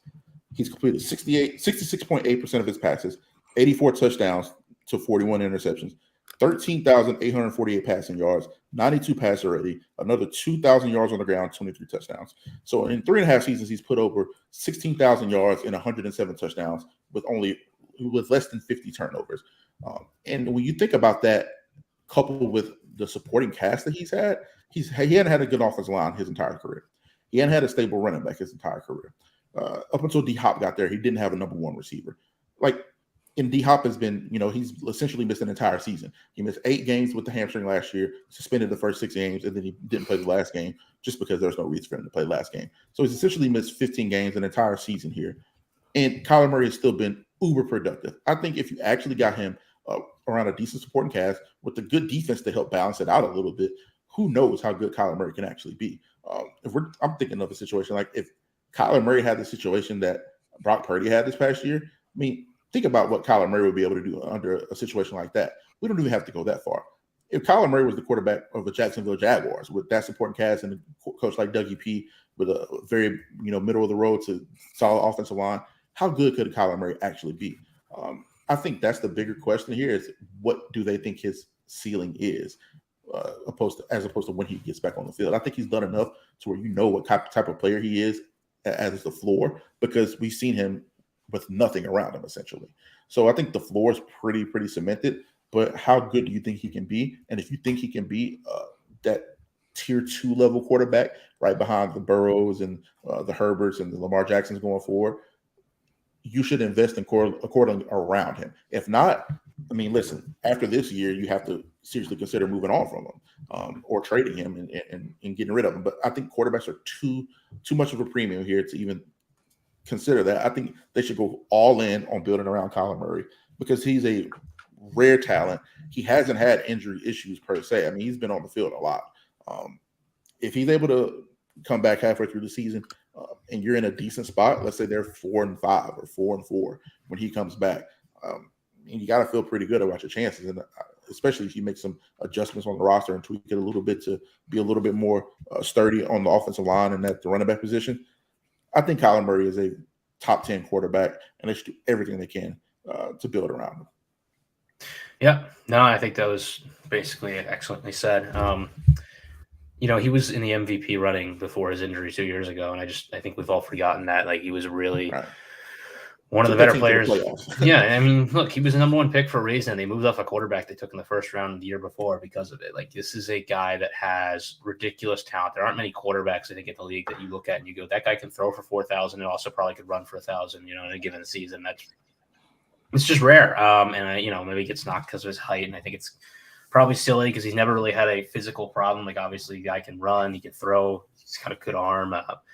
He's trunky now. Like, he has the weight, I think, to kind of stand up and take hits. Just an unfortunate kind of incident of cutting on that Arizona turf, which, later on had its issues in the Super Bowl. And, we went over to the Quentin Johnston tape, and I had a video where I thought, the turf kind of got him in the Fiesta Bowl a little bit. So, hopefully maybe they get that turf fixed up a little bit. But, that happens. It's a tough part of the sport. The ACLs are often non-contact injuries, and it's just difficult to deal with. But I'm rooting for him because I do think he has the talent, and they should be moving forward with him as their guy, because there's no reason they should be a 5-win team going forwards with that guy as their quarterback. 100%. All right. If that's all you guys got, then that's it for the show today. I'm Noah Ashley. You guys can find me on Twitter at NoAshTreySports. Kyron, give yourself a little plug. Yeah, I mean, follow me at Kyron Samuels on Twitter, and then there'll be a link tree with everything there that I'm doing, and there'll be a lot of stuff coming here soon. And thank you guys for all the support recently. We got over 1.5 million impressions. The first, what's today? March 6th. So the first 6 days of the month, we've had 1.5 million impressions on Twitter. So been really popping here with the draft content and the combine content. So thank you guys for all the support, and that's where you can find me at. Nice. Yeah. You can find me at Nick with Sports, also cranking out combine stuff, and still, because this week we're doing that, hopefully dropping a top 100 board either tomorrow or Wednesday, because I think I was supposed to do that today and I didn't, unfortunately, but we'll get on working on that one. And then, I'm just tweeting out videos and trying to put out what I can, and having an article that's going to be up today about the Defenders, because I just wanted to kind of talk a little more deeply about that and its effect on football in Washington. But we got a lot of news coming these next couple of weeks. Obviously, like, free agency is right around the corner, and it's look, man, like, we're got breaking news coming out all this morning, and there's gonna be more today. It's not just going to be the stuff that we had during this show. So keep an eye out. We'll be there. Yep. You guys can catch the Defiant Takes Football Show Thursday live with hopefully Max coming back and Nick, and it looks like we're going to be previewing the defensive backs prospects and maybe the NFC East. All right, so catch us then. Peace.